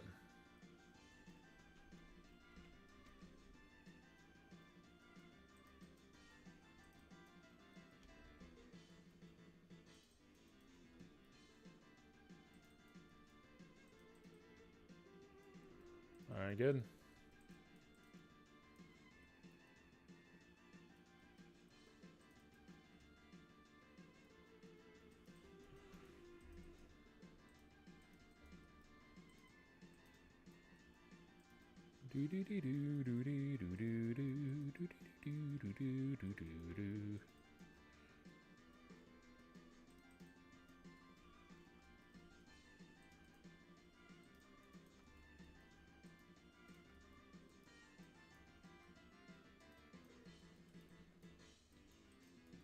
I think I'm only going to clean up one frame of it.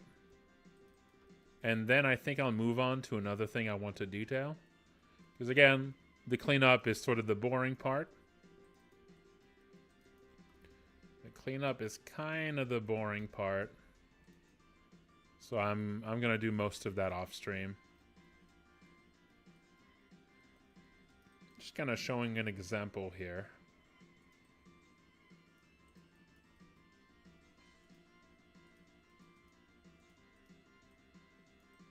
Maybe after this I can start working on animating the background. That could be cool. That could be fun to start doing tonight. I mean, it's a pretty ambitious thing to do, but... I could also start working on the big one, too. Because this is the small... This is the small... horrible... gut vortex. There's a big one. There's a papa vortex.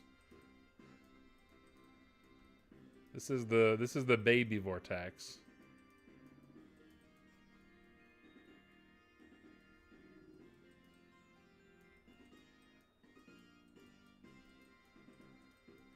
The little tornado, the little gornado.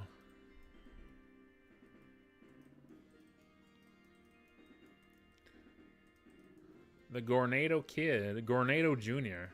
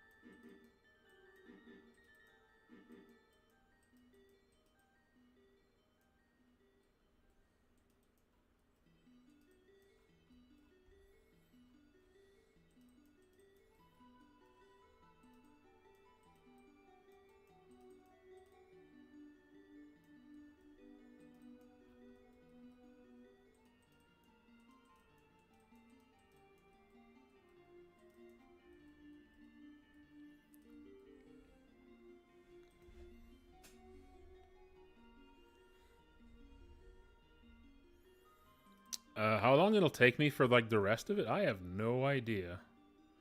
I have no idea.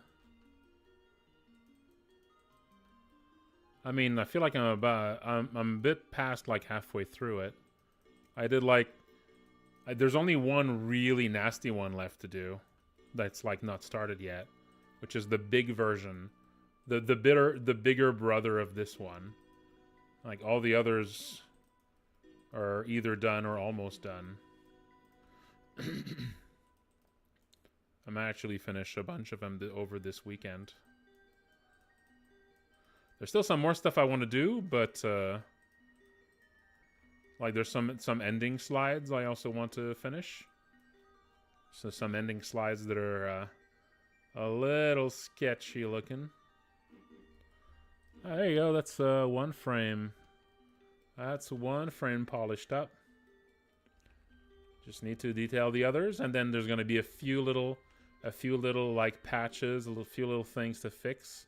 Like some eyeballs just disappear, some faces just disappear too.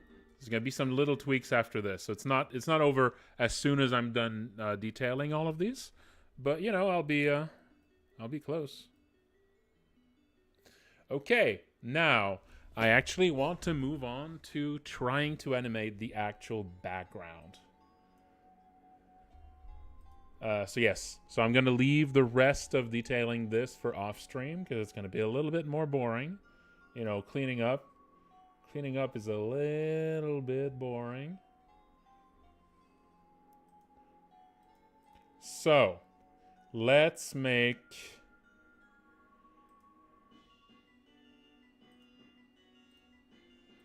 So this, let's make an image here that just shows all these layers together.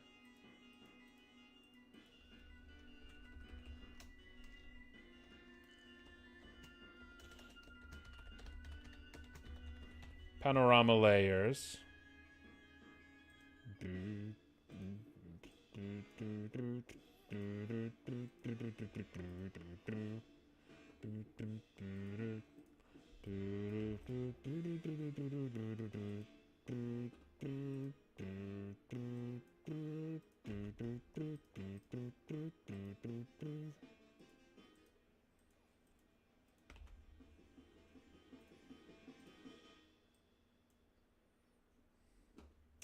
This is one layer.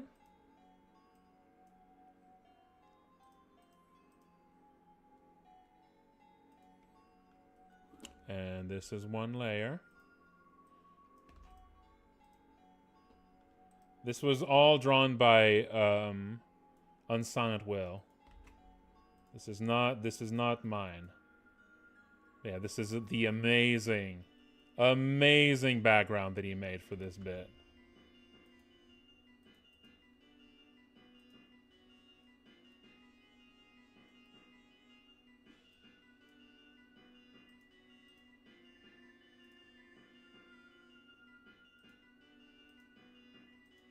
The amazing background he made.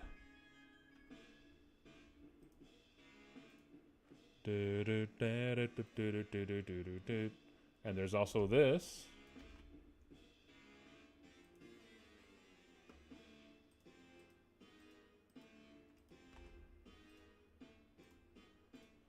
He made so many layers. Oh no, it's time to stretch. But it is time to stretch, folks. Hang on.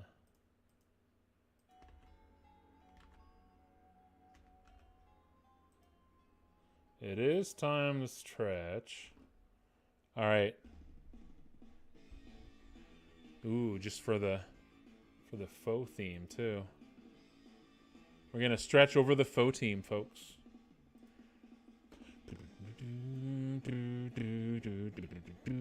Yeah, sorry again. If you haven't been to the end of the game, this is like a big spoiler.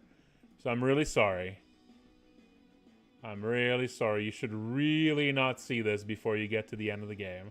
But hey, I gotta work on this stuff.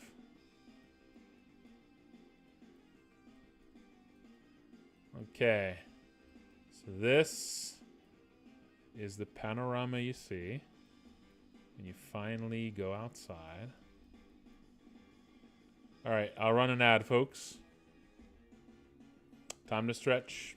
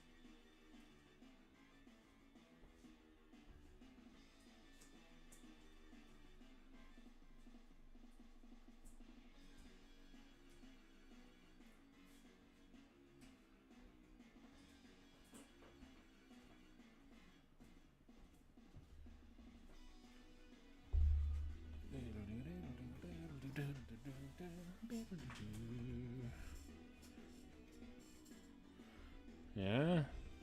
Yeah, the world got very Roger Dean all of a sudden, doesn't it? The world got pretty Roger Dean looking real quick, didn't it?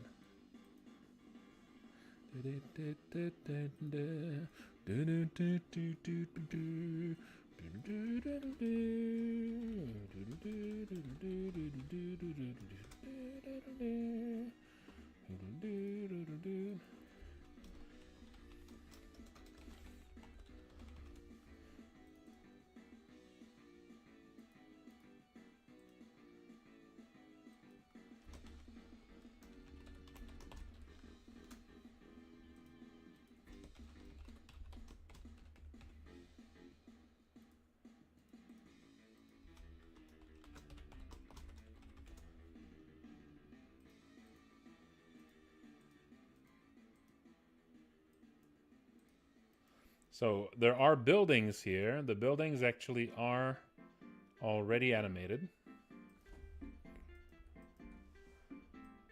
Although I'm going to tweak the animation on those buildings a little bit.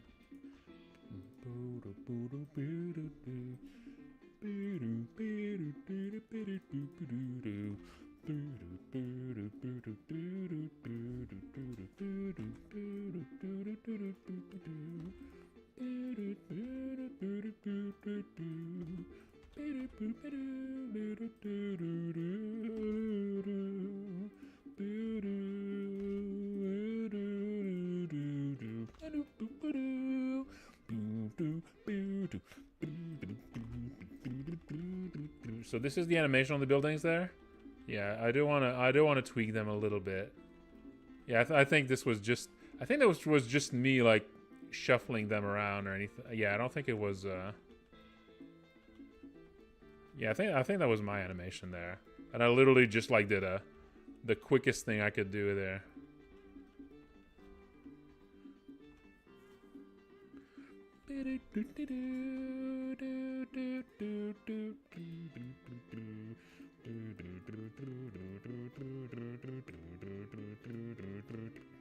Okay, first, let's see if I can animate this a little bit here. First, to animate this, let's use tiled mode on the x-axis.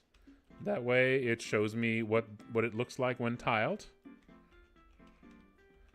That way I can make this work.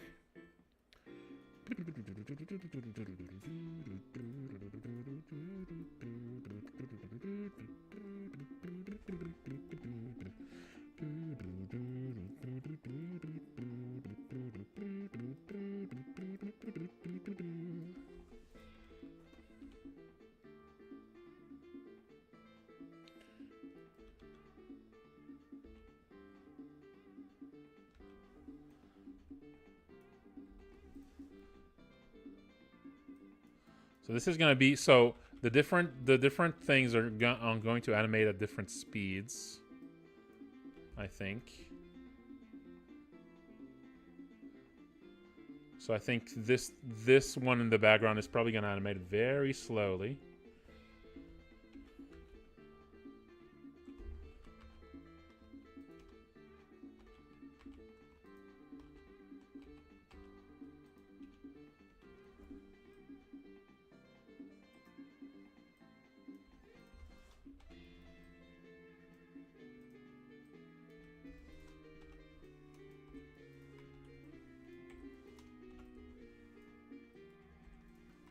Let's see.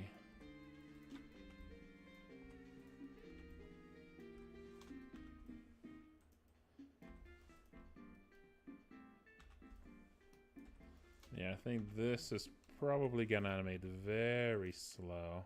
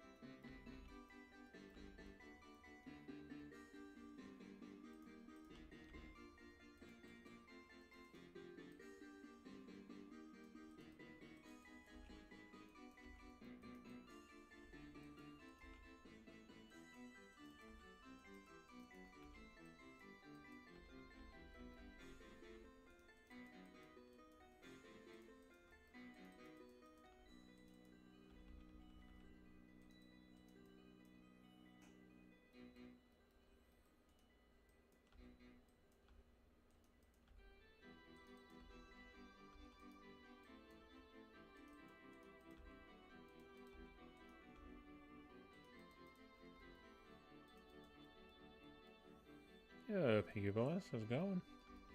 I'm animating something for at the very end of Look Outside, so it's kind of a spoiler. Lots of spoilers on screen today. So if you haven't played Look Outside yet, you should look away.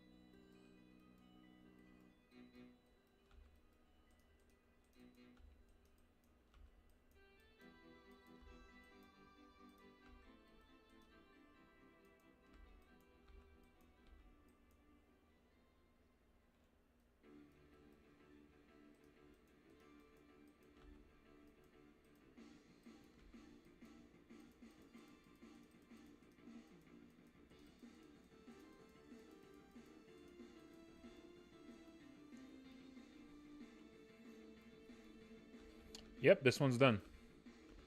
Not up, it's not up in the game yet, though. Still need to cut it up and export it.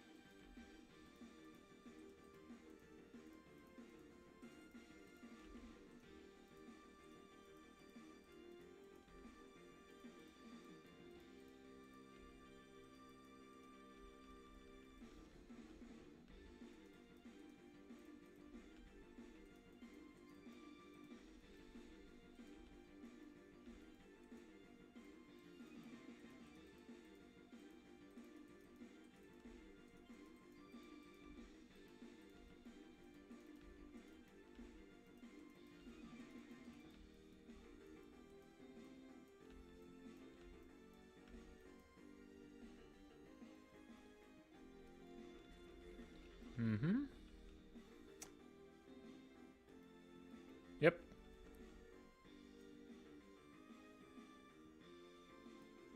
This is the Gornado for now. Just need to clean it up.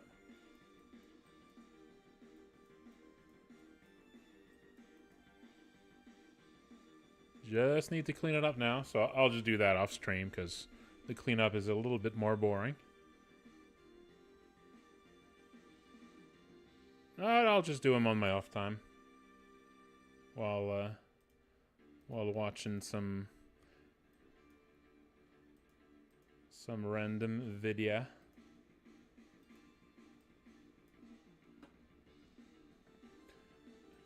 Maybe while watching a bunch of The Blacklist.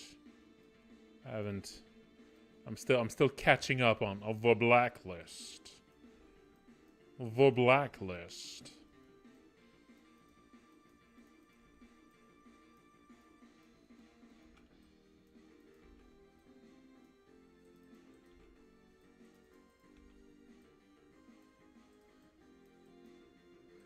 It's that show where if you try to explain the plot to someone and you're on season 1, it sounds like a cool show. On season 2, it sounds like kind of a weird show. On season 3, this is a really stupid show. It's good. It's good, though. I mean, it relies heavily on James Spader talking, but like it understands the value of James Spader talking. All right, have you heard of the show? Have you heard of the show Lucifer? This is my pitch of a Blacklist. Have you heard of the show Lucifer?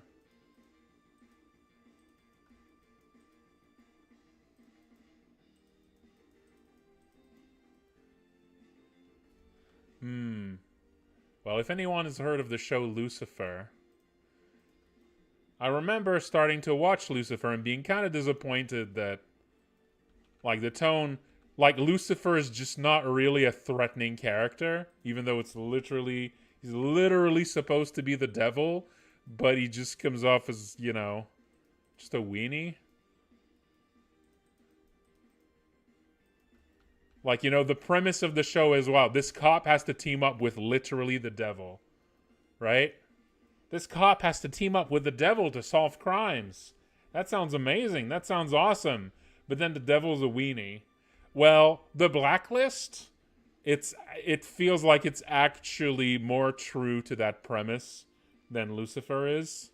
It actually kind of feels like it's a cop that has to literally team up with the devil to solve crimes.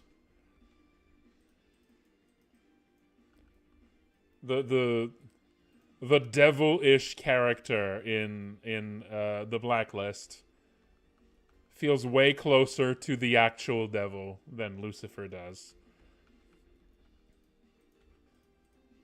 It's not supernatural. It's just a completely, like, it's actually, he's not literally the devil. He just kind of, you know, he just has the devil's vibe more than the devil does, you know? So there you go. That's my pitch. It's a show that kind of delivers. It kind of delivers on the idea that someone has to team up with the devil to solve crimes. I mean, it's not actually, instead of the devil, it's just, you know, an extremely well-connected and very persuasive, you know, criminal.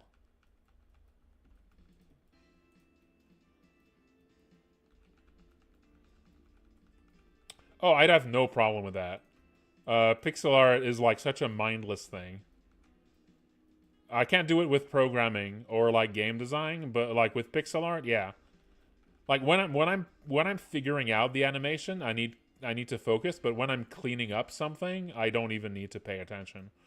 Like cleaning up pixel art is something you can just kind of completely tune out as you work on it. So when I'm working on like the part that takes more creativity, where I'm figuring out how the motion should work, then yeah, I kind of need to focus a bit more. But once I'm like cleaning up, like, yeah, I'm barely there. I'm barely there. I mean, I'm not going to be focusing on the screen as much as if I wasn't doing the pixel art, but I don't need to be, you know. It's so like I'm only like barely focusing on the pixels. So like I can follow the show in my peripheral vision, you know. I mean, there's some stuff I can watch sometimes that can like draw my attention away too much. So like it's going to be more disruptive on my pixel art than if I was watching like a let's play or something. Let's plays tend to be more like the ideal level of almost not distracting. Because so much of a let's play is just, you know, repetitive, especially if it's like let's play of like an old RPG or something, or like an old dungeon crawler. That's like my ideal. Just putting on a let's play of an old dungeon crawler. Those are just mildly interesting enough, but really not distracting. Video essays sometimes, but video essays sometimes, I mean, video essays very often are almost podcast-esque, so those tend to work pretty well. But sometimes video essays are just a bit too distracting, you know, every once in a while. Also, hey, Slime Appears, how's it doing? Factorio videos, yeah, you know, those are pretty repetitive. But I feel like, okay, here's the problem though. Factorio videos, that just makes you want to play Factorio as you watch it. And that's sort of distracting in its own way. You know? It kind of makes it likely you just eventually stop working and, you know, resume your old Factorio game. So, you know, that's another issue there.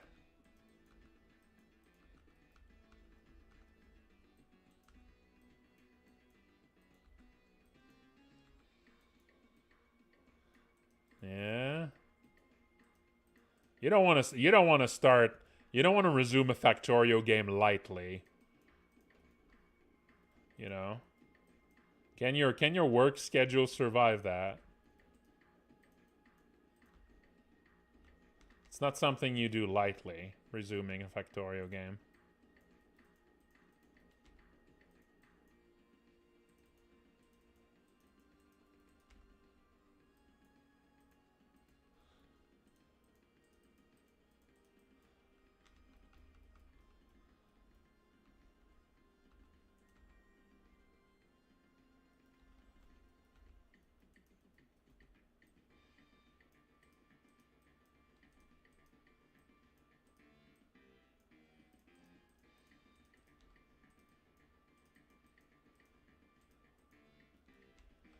You know, I have yet to actually get to any of the extra planets.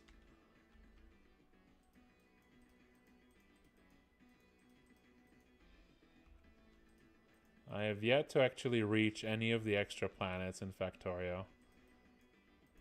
You know, every time in the modern version, every time I've gotten back to it, I never quite reached the part where you launch a rocket.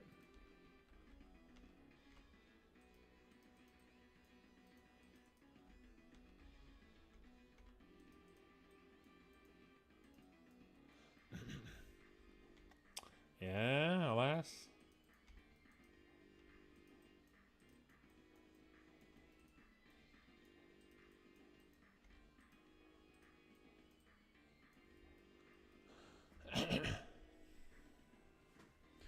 That was a dithering debate. No, I missed that. Was that drama? Was it drama?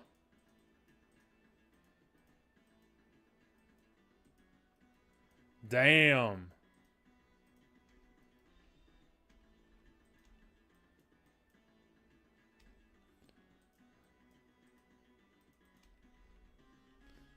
It looks like sand. True. That's so true. Damn. You should never use dithering. It looks like sand. Shit.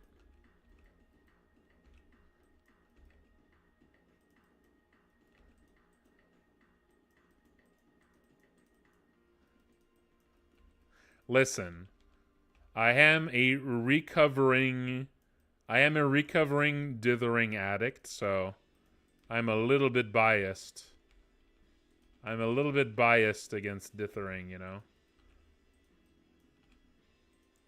I used to dither too much. I used to overindulge in dithering. In my early career in pixel art, there was a time where I did a lot of dithering. I was still just figuring out what my style was, and then someone said at one point, this was poison in my brain. Someone told me, I was still such a foolish young lad, and someone told me, every time I see a sprite with a lot of dithering, I recognize your style. I know it's from you. And I was like, I have a style? I have a style? That's recognizable? And so I basically became a parody of myself for a while. And just went way too hard into dithering, because now it was a style. It wasn't just that I didn't know what I was doing. Now, now it was something on purpose.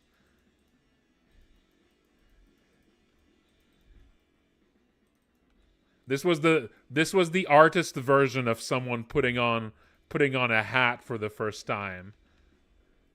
And being told that, you look good in the hat. Ta-tam! New personality acquired. New personality acquired.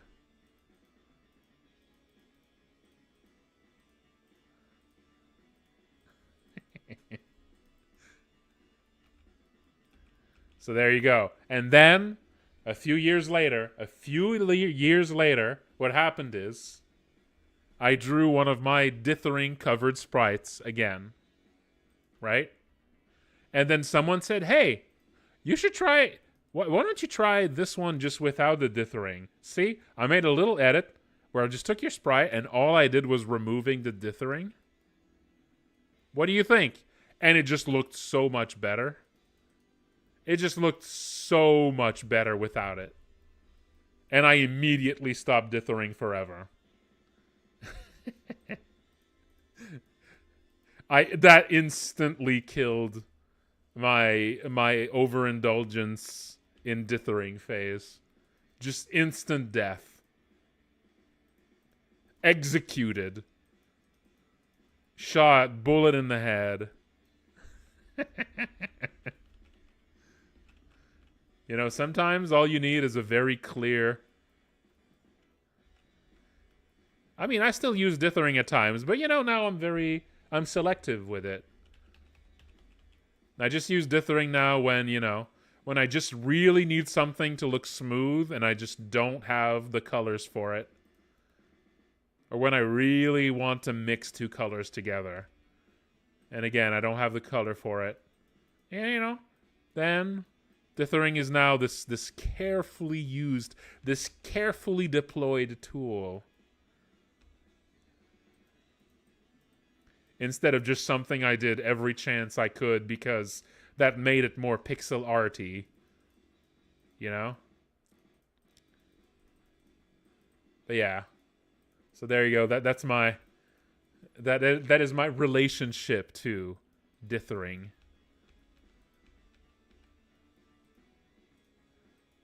I had a foolish phase, a foolish dithering phase. And then a backlash to the dithering phase. The no dithering phase. And now, I am in a wiser world. Now, dithering is but a tool.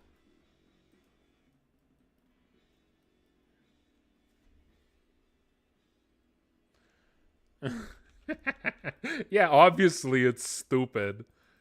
You shouldn't use dithering because it looks like sand. Come on. Why do you even take a statement like that seriously?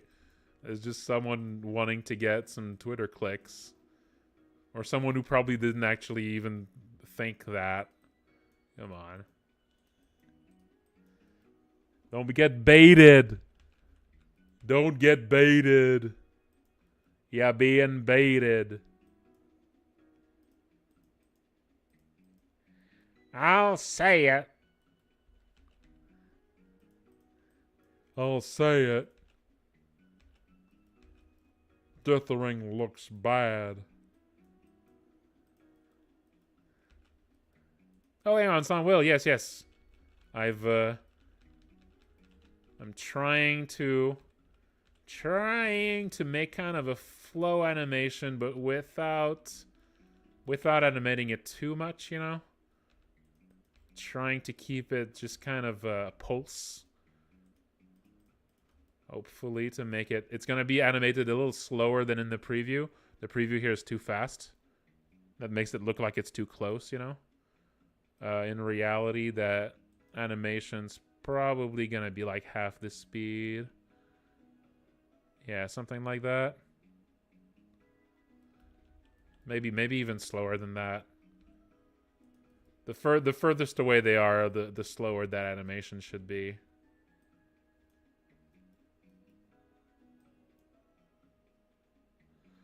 But yeah, just this little like shifting in the colors, I think. That's all you need for like a vague impression of a flow here, I think. I'm glad you like it.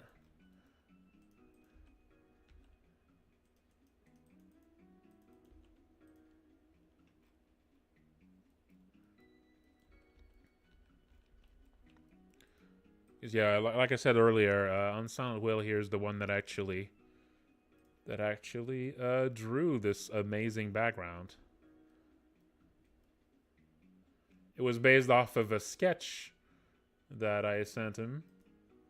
This was my sketch, I think. Yeah, this was my sketch. This is what I had sent him. So obviously, way more basic. I mean, you kind of get the vibe from it, but you know, way more simple. And then you turn that into this fucking thing. God damn.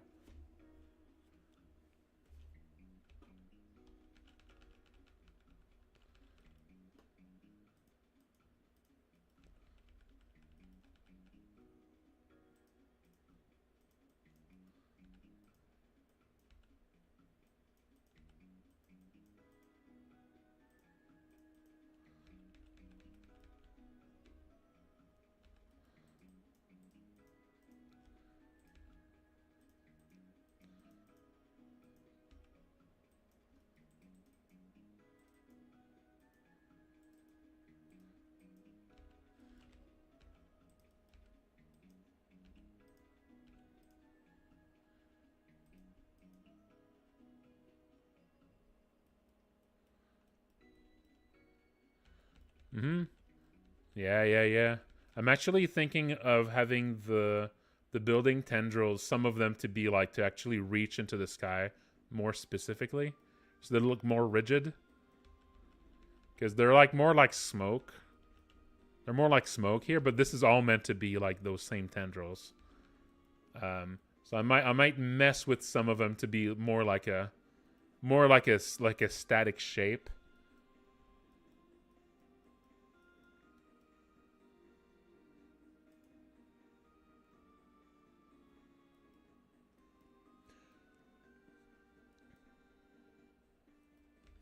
Yeah. The colors are the game's color palette.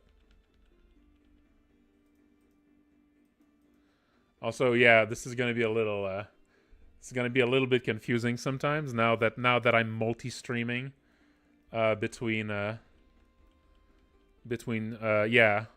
YouTube and Twitch. So there's gonna be some attempts at crosstalk between the two streams here. So I guess sometimes pay attention to the on-screen text. You might see messages addressed to you from the other screen. Which is a little confusing. I don't know how to I don't know if there's a way to merge the actual chats together.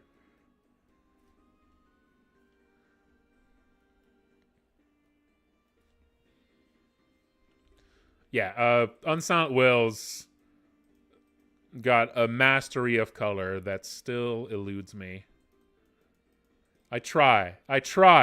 There's one particular sprite where I tried really hard to replicate the shit he does with colors. And I think I got kind of close, but then he gave it a shot and made some tweaks to it, and goddamn, the master at work. That's something else I want to try to animate. It's the vortex after you beat, just before you encounter the thing. That big vortex going up into the sky. Let me see here. I don't know if I still have the original here. But yeah, that.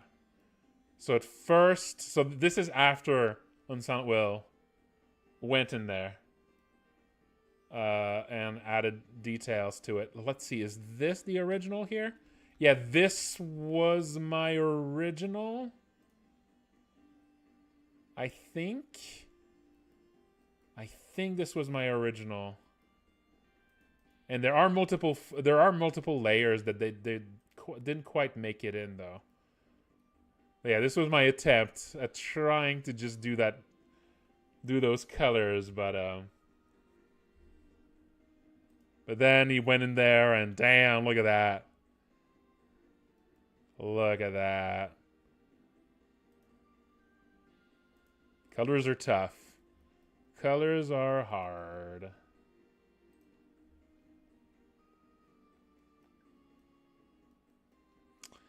Ah, fancy check mark.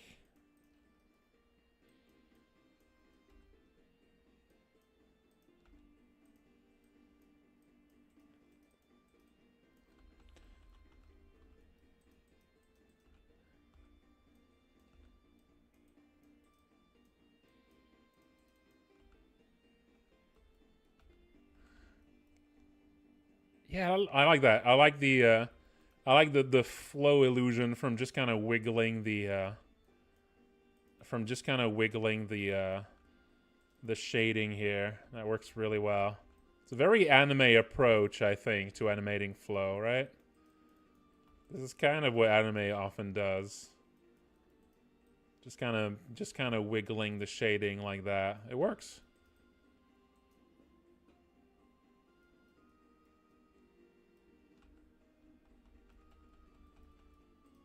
It works.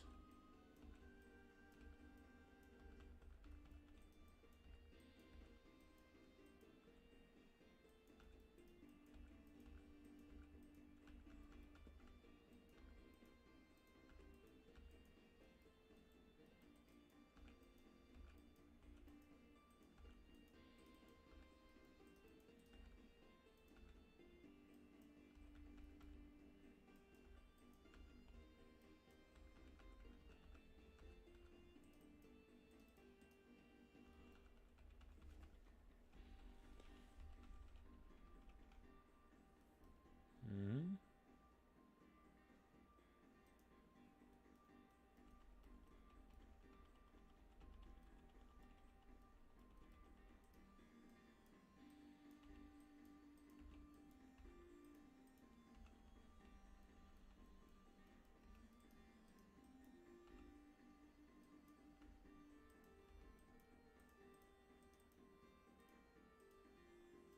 Like this.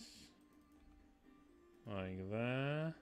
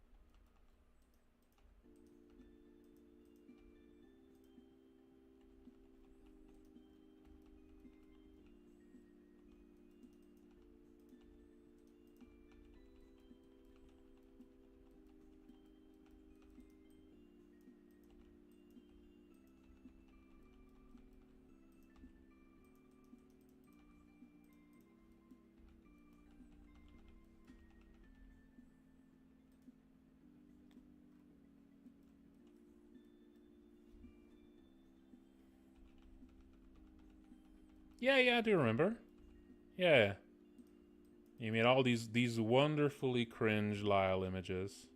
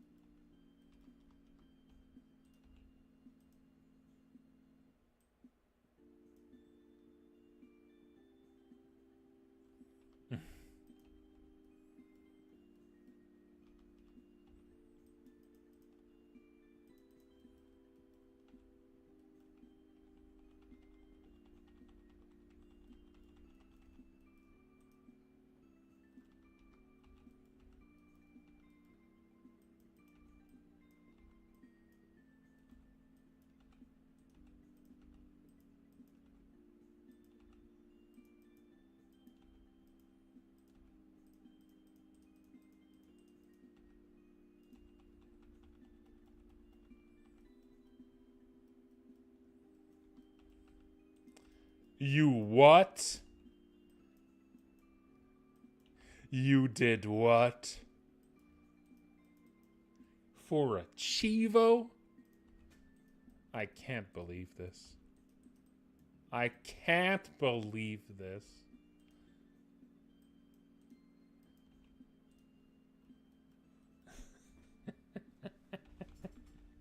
I can't believe this.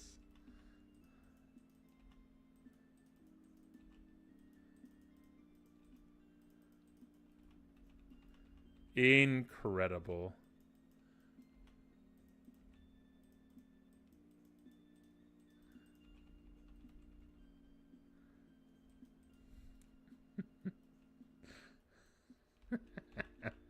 Sure. They all say that, don't they?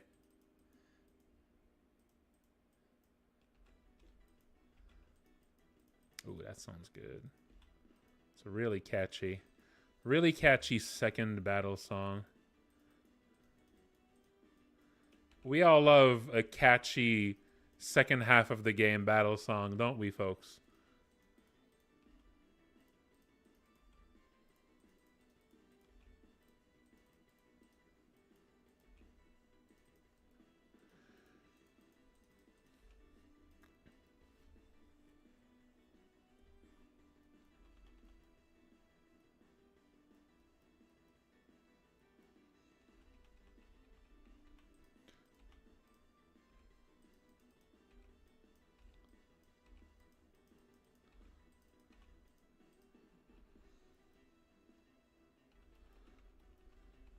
Signature laugh. What is this, One Piece?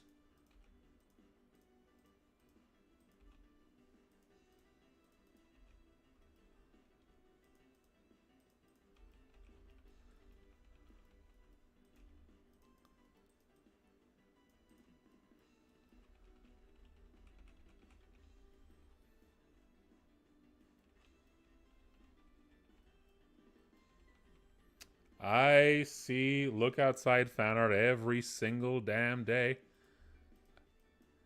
I see it every day.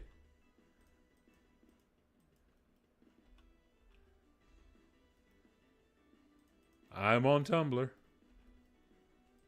There's too much for me to even see all of it, which is pretty weird. I've I went from never having any sort of fan art about anything I've ever made to getting more fan art of a thing I made than I can actually look at, which is pretty wild. As it's pretty wild. Pretty wild shift. Kinda nuts.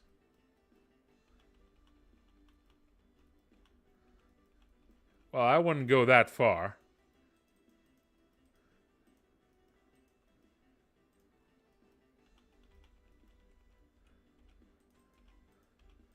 I got like 1/100th of the Undertale treatment, I think. But yes, it is pretty incredible.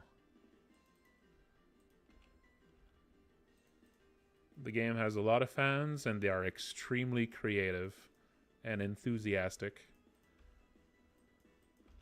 And that is pretty magical.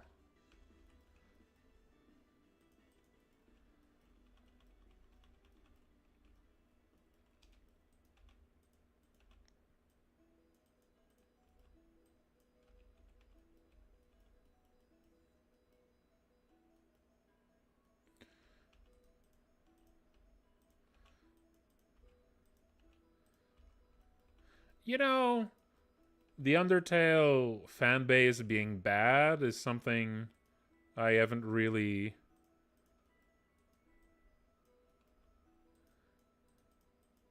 Something I often hear about, but I haven't really, like, experienced.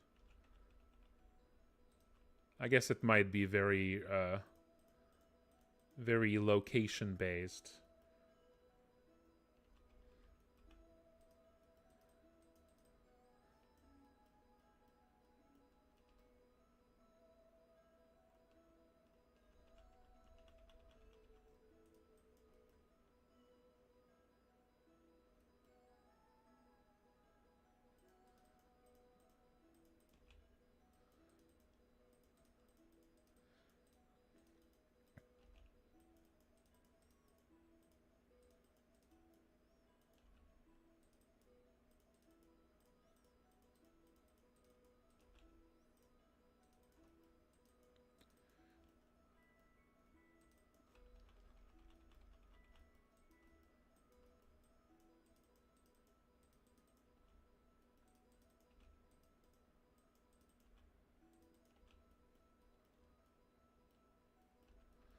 I mean, I think I remember seeing a video about it. Was it like Eye Patch Wolf? At one point that made a video of like, you know, what the internet did to Undertale. So I guess I might have seen a glimpse of it there, if that's what you mean. But I haven't seen it firsthand, no. But I mean, you know, big fan bases.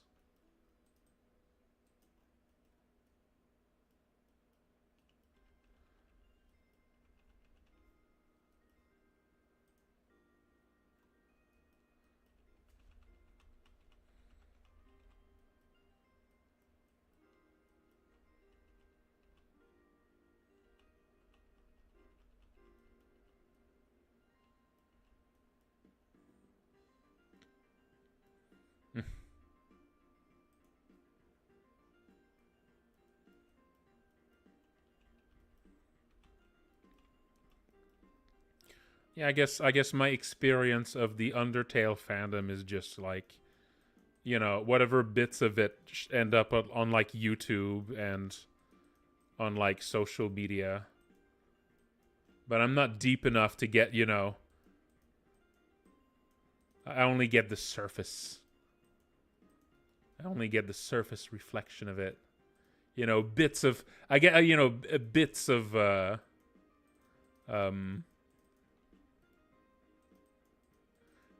just the tiny bits of discourse.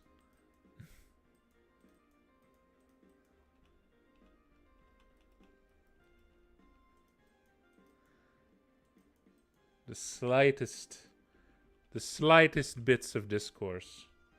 So popular. I mean, you know, Manly Badass Hero made a playthrough, and that gave a huge boost to the game's sales. That was pretty great, and it was pretty good to watch too.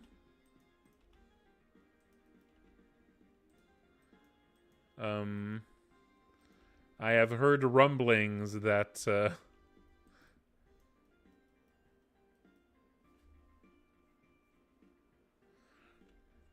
yeah, usually when you make a series or something, you know, the first video gets a lot of views, but then every video afterwards, you know, loses maybe like 30 or 40% the views of the previous. So, yeah, that makes very long series a little tricky. But I mean, at least the game isn't like that long, you know, it's not 40 hours long. That probably helps. That probably helps.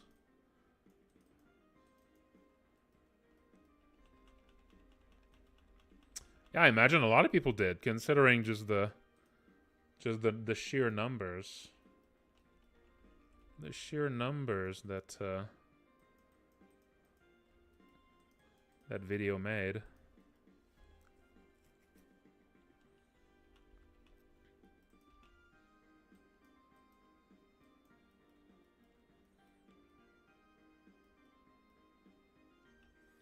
Yeah.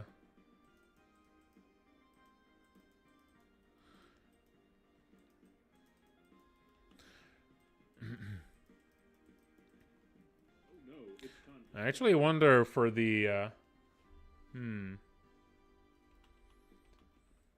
I mean, I kind of wonder what the numbers are like for like those, you know, those ridiculously huge, like many hours long single videos. I mean, there's got to be a reason why they decide to make those as a single video instead of cutting it up. Like the retention over just a single huge video has to be just a bit better, I guess. Or maybe it's not that the retention is better. Maybe it's just that the effects on the algorithm are better. So like one giant video like this is going to be pushed better in the algorithm than like the latter half of of a longer series. Yeah. Yeah, so it's more about gaming the algorithm than necessarily gaming the, you know, the viewer retention on that, like, overall.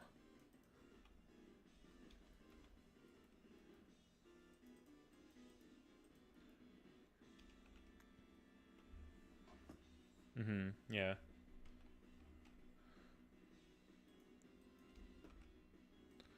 But I imagine if it was a giant Let's Play, it would feel more like an enormous.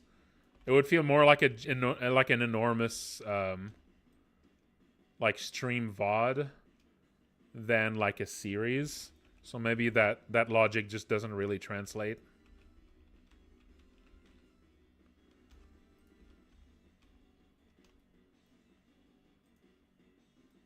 Why am I not?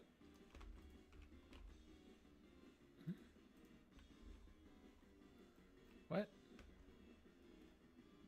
Oh, right. This is one issue with. Right. This is one issue with the tiling system. The tiling, when you copy paste something, it only works if you're in the middle. If you're in the middle one. If you're not in the middle one, it like, or even if you're, wait, yeah, that doesn't work at all here. You need to like remove this. Yeah, I need to remove tiled mode there for a moment. There you go, now it works.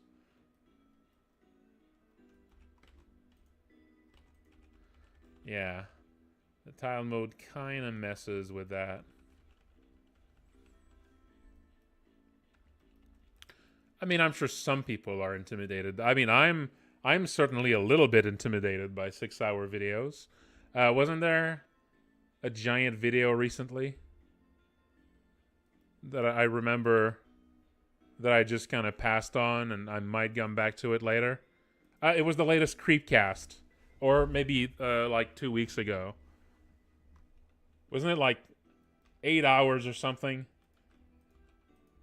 It's kind of fucking crazy.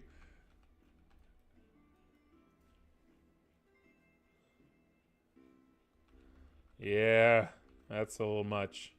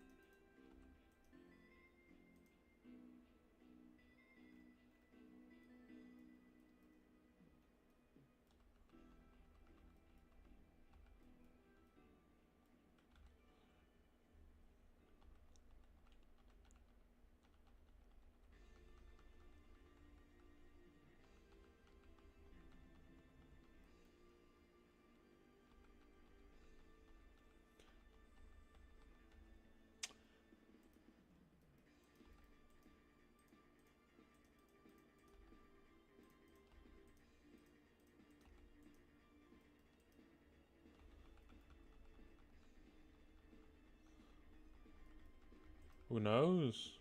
Aldo Milano. Who knows? It's a mystery. What was the final boss song there? It's a pretty good one.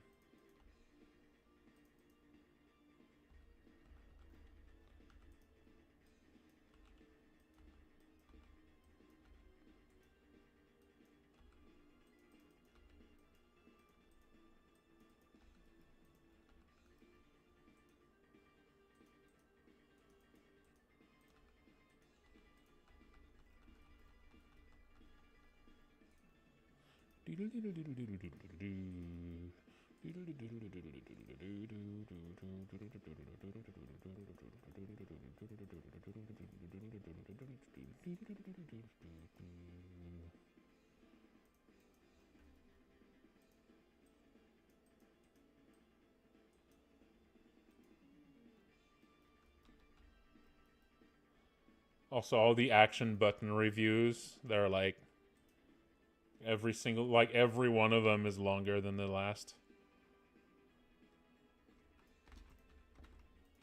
The LA Noire review is like 10 hours long or something. That's the only one I haven't seen yet. Pretty sure playing the game is about 10 hours long. I mean, I guess all of that started with the Red Letter Media, Star Wars prequels reviews. Those were also like longer than the movie.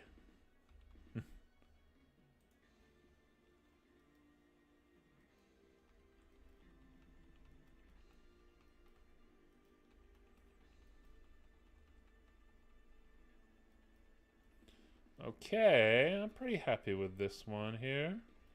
It feels like a flow.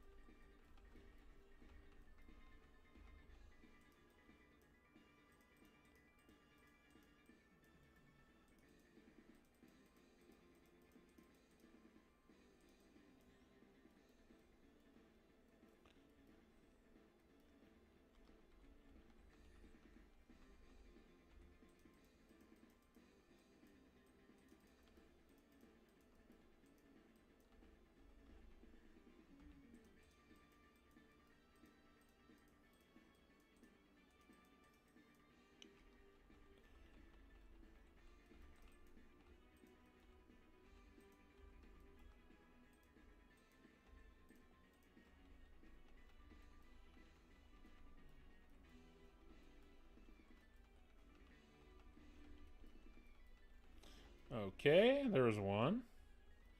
I'll need to clean it up a bit, but...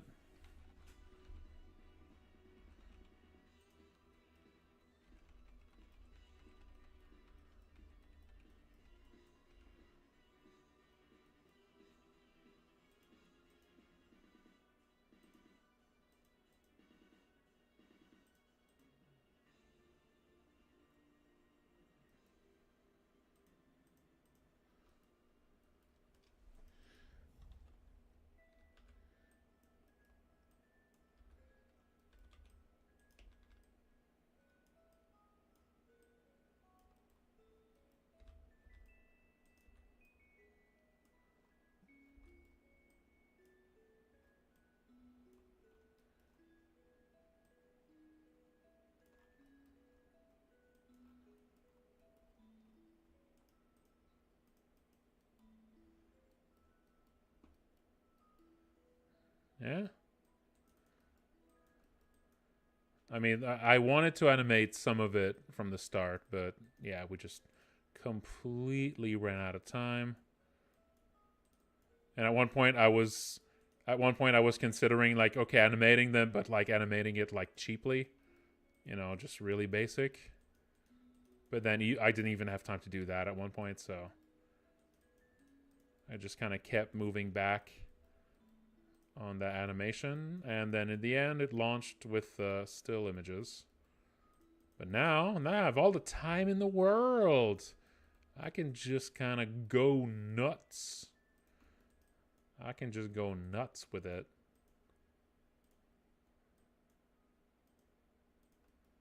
I have no reason not to. What a magical time. Oh, I love this song. That's the bonus, the post-game dungeon. Spooky as hell.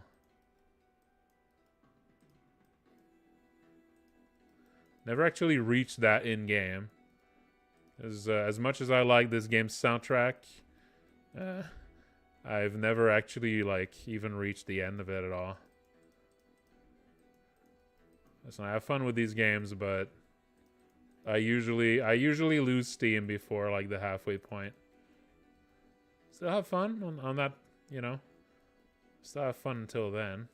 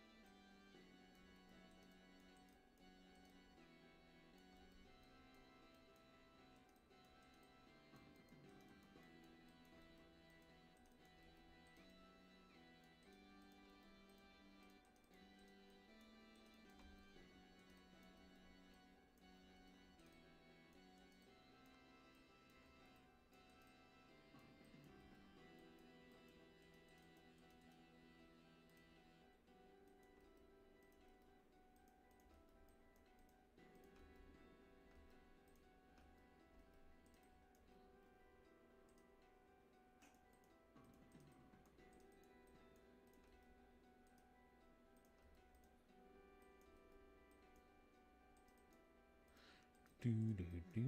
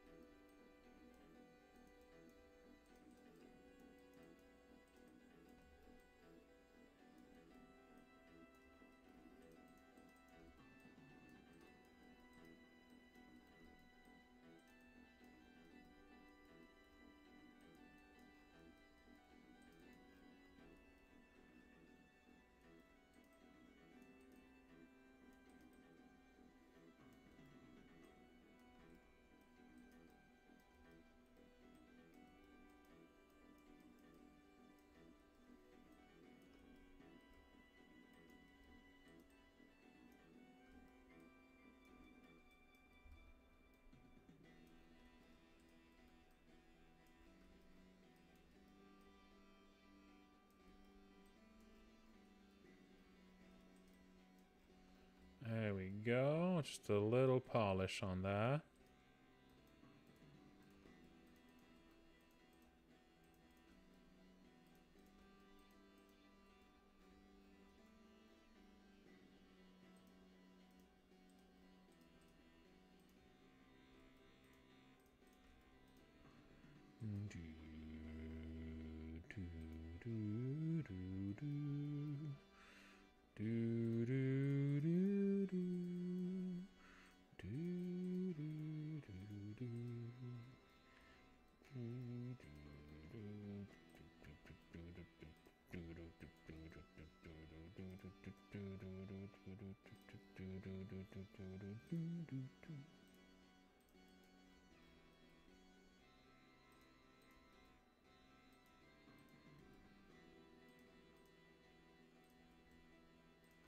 And then the Super Boss theme, which is also pretty good.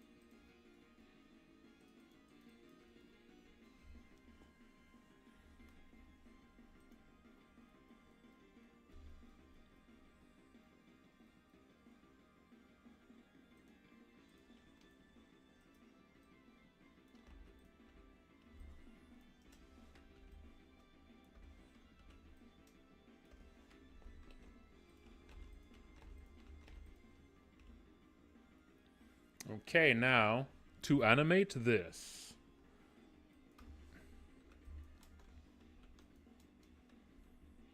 Blep. Okay, to animate this now.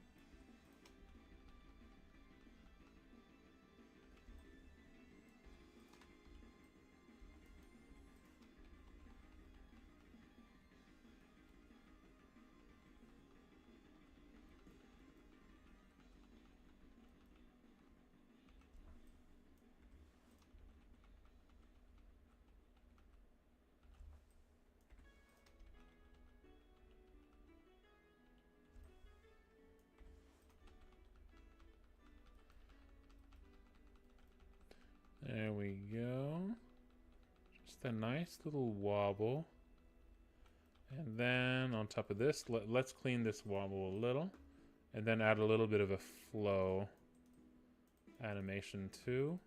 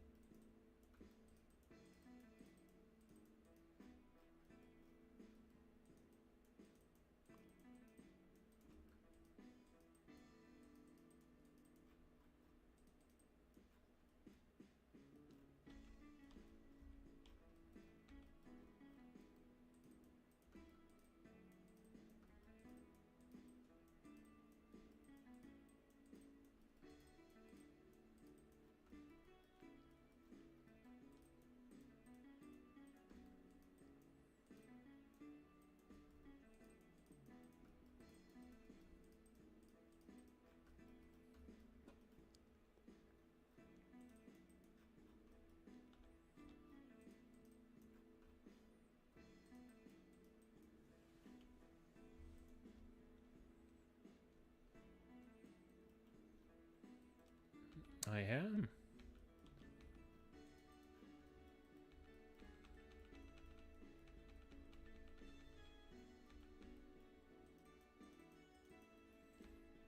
Some say he still pixels to this day. Sometimes on a moonless night, you can still hear him clicking away.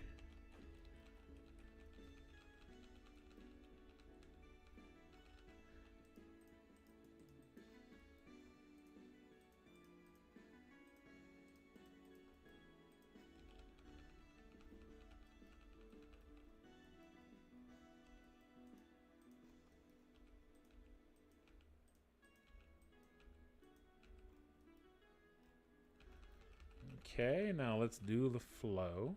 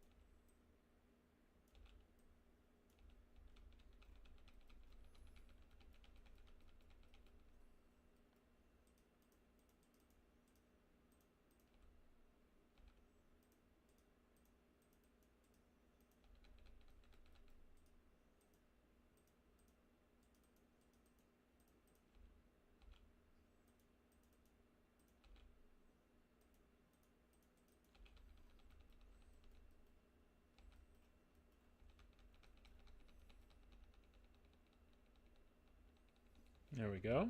All right, all right. Okay.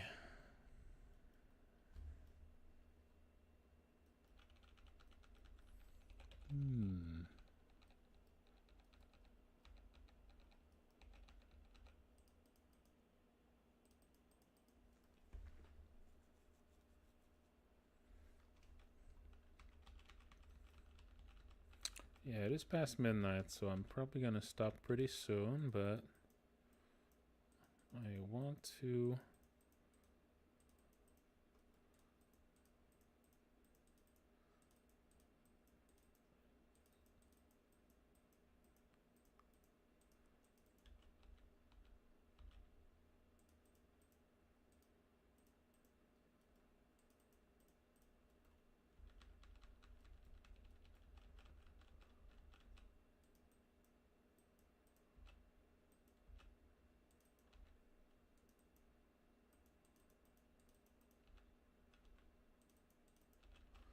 There we go.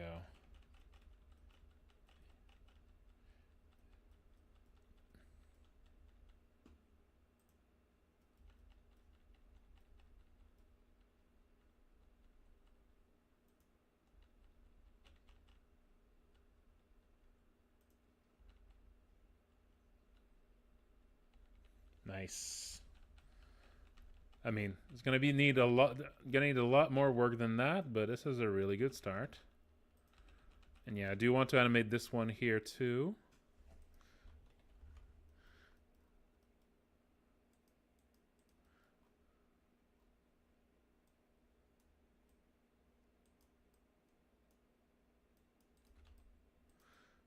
How about if this one gets a little bit weirder with it here?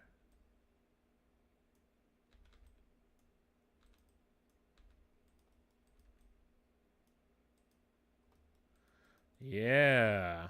How about that? That's kind of cool. Kind of swings our way a little bit.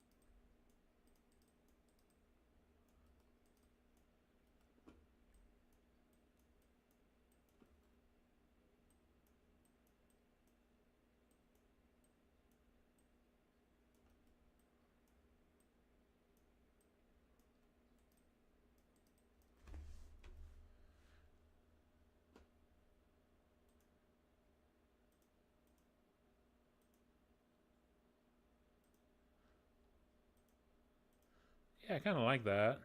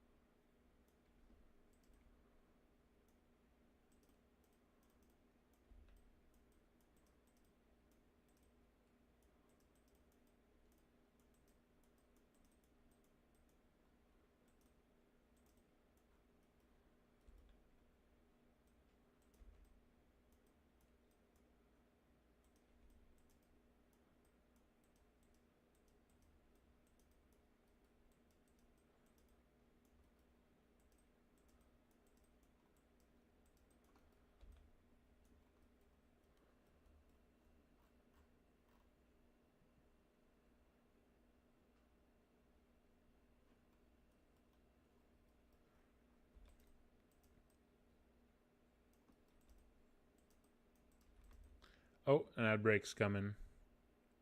All right, the final stretch for tonight, folks. The final stretch. That's right.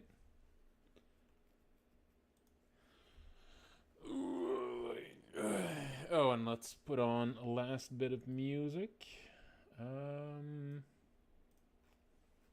Let's see. Last bit of music. How about...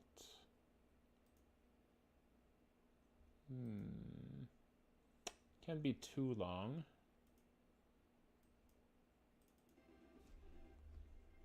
There we go. Ooh.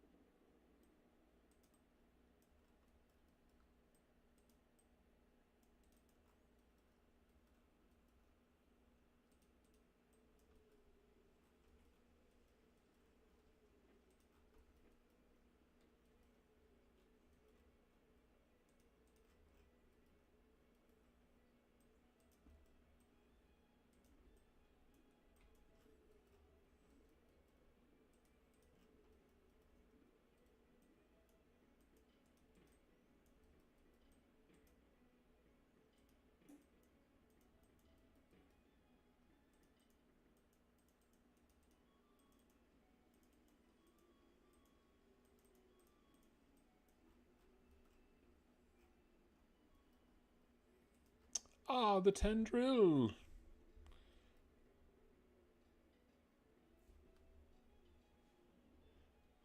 Ah, the tendril. Well, it's intended to be that at first you step into there and you think it's smoke. You think it's something like that. You think it's fire, you think it's smoke, but then if you look at it, it seems a bit weird, but you're not really sure what it is. And then once you reach the third screen, that's when you realize what it is. That's the moment you're supposed to like go, oh, this is what's all over the background. Oh no. Oh no. Things are worse than previously thought. Things are worse than anticipated. It's very important for me that this is worse than you thought. It's very important to me that this is all worse than you thought.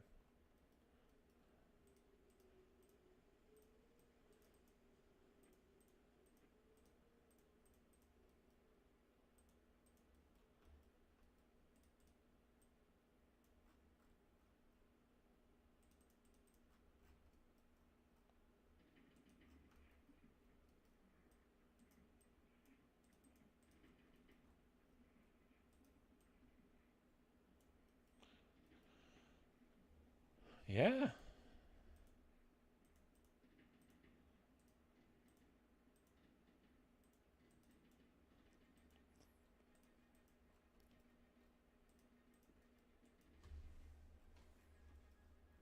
Dang.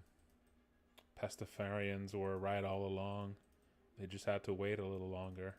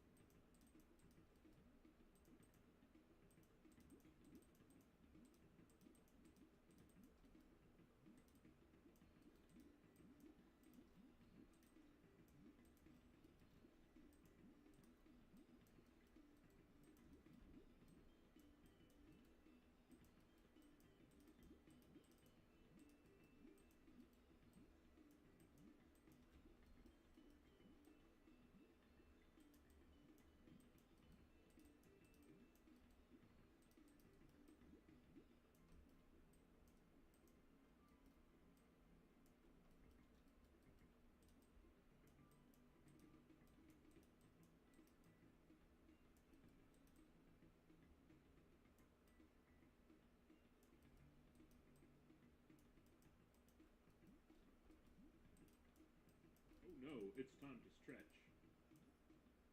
Oh. Already did that one. Already did that one.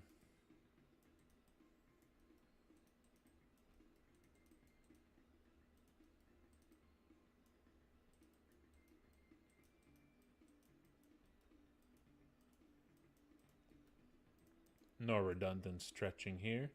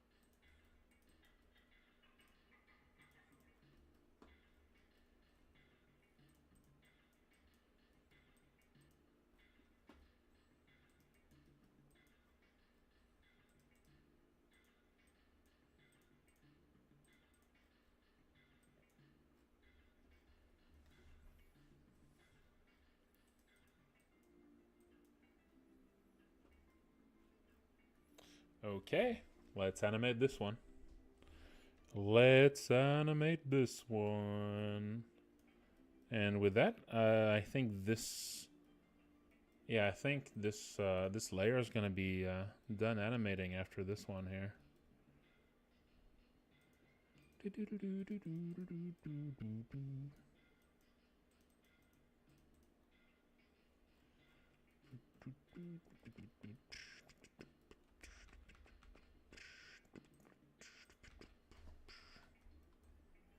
Just need to delete these.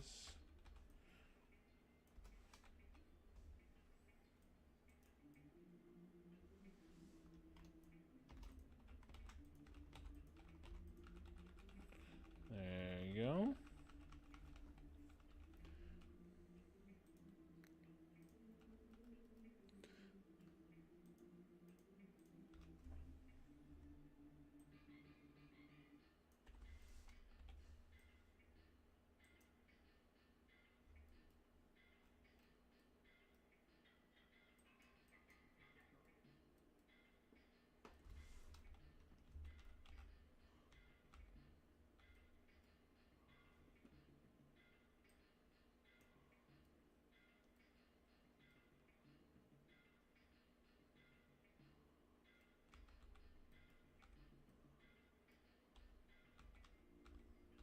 Yeah.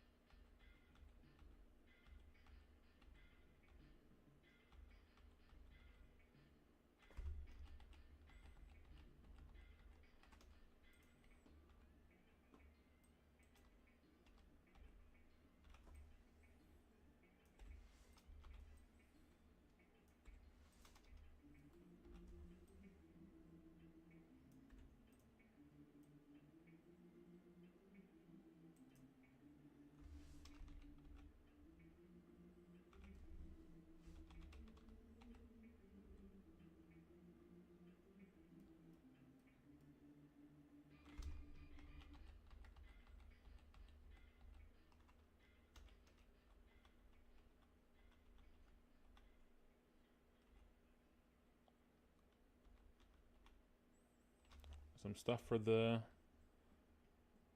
very end of the game right now.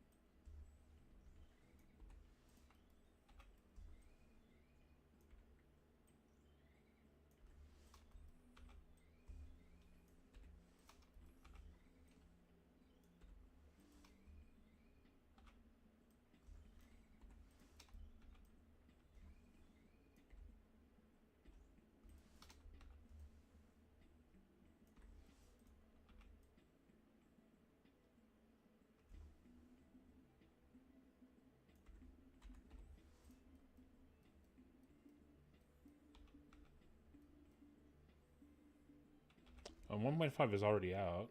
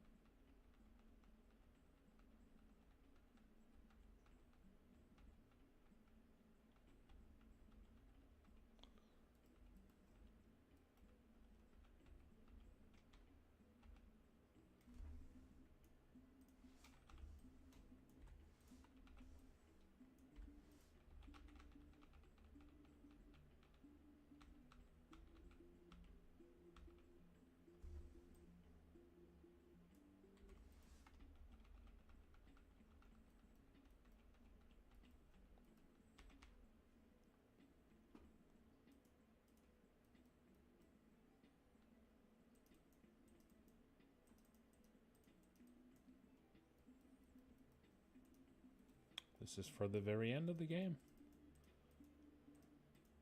This is one of the last things you see in your game.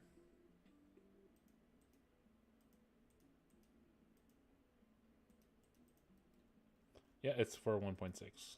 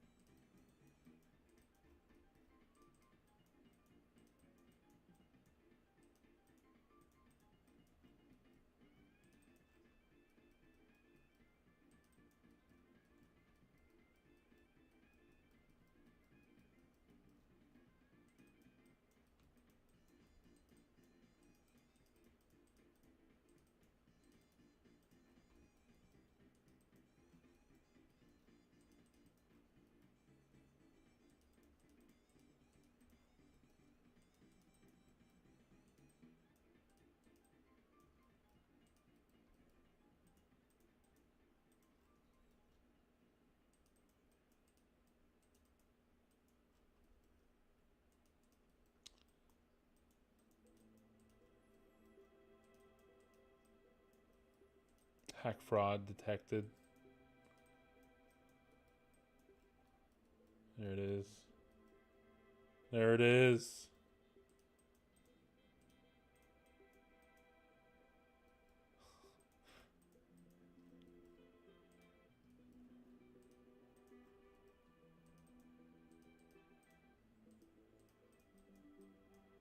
That's right.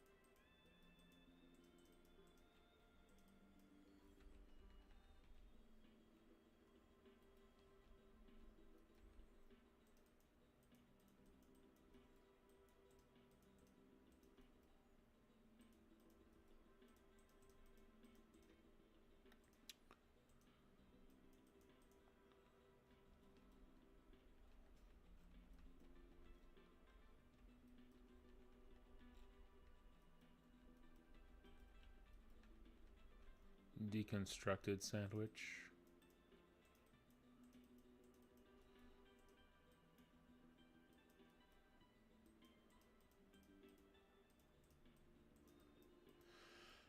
Maybe if you spread out a lasagna really thin.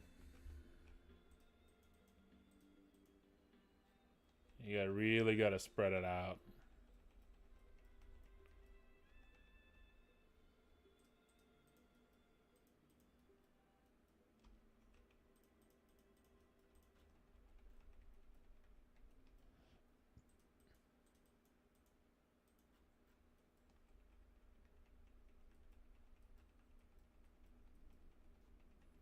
Alright, now just need to add a flow animation to this one too.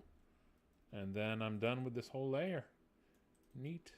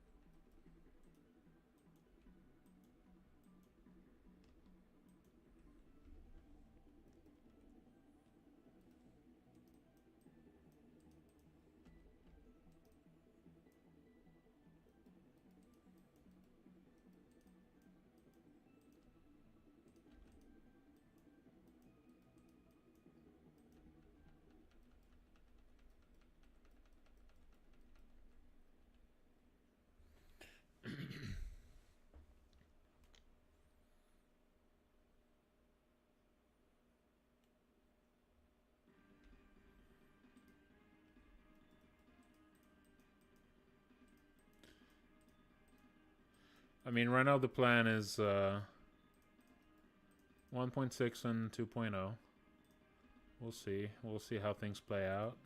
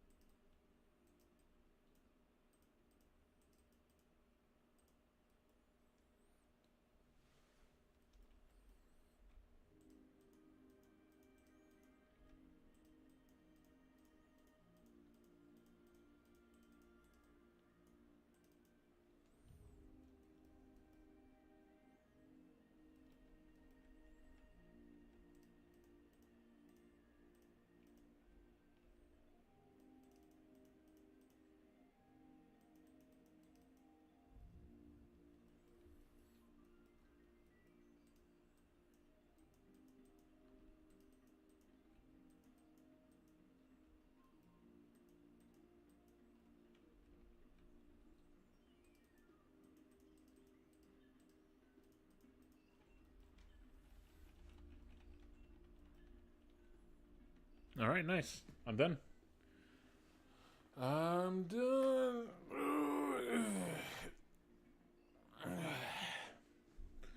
Neat.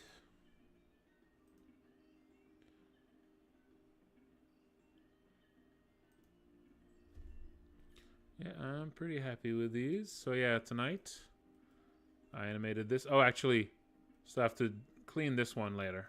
Right. Forgot about that one. So yeah, I almost finished detailing one layer of that. This is that layer in context. There's just one of many layers here. It's the closest one, so it's probably going to be the most animated. The others are probably going to be more subtle. Actually, no. The buildings in the foreground are probably going to be more animated still. But yeah, it's looking pretty good. I'm pretty happy with this. And also the other thing I animated today is this. This one also needs cleanup and also a little bit more animation work on it too. This one's a big chunk. This one is a big chunk.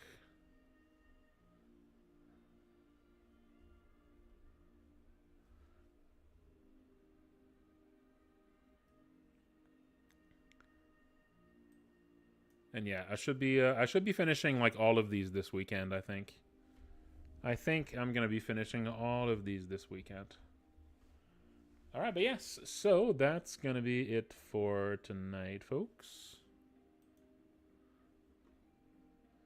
Oh, one thing before I go.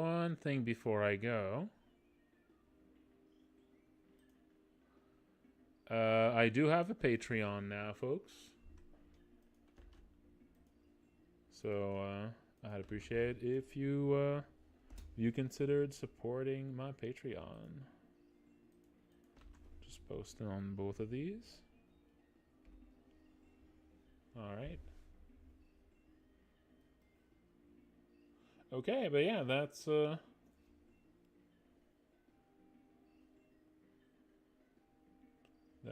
be it for tonight's stream, folks. Thank you all for watching. And take care.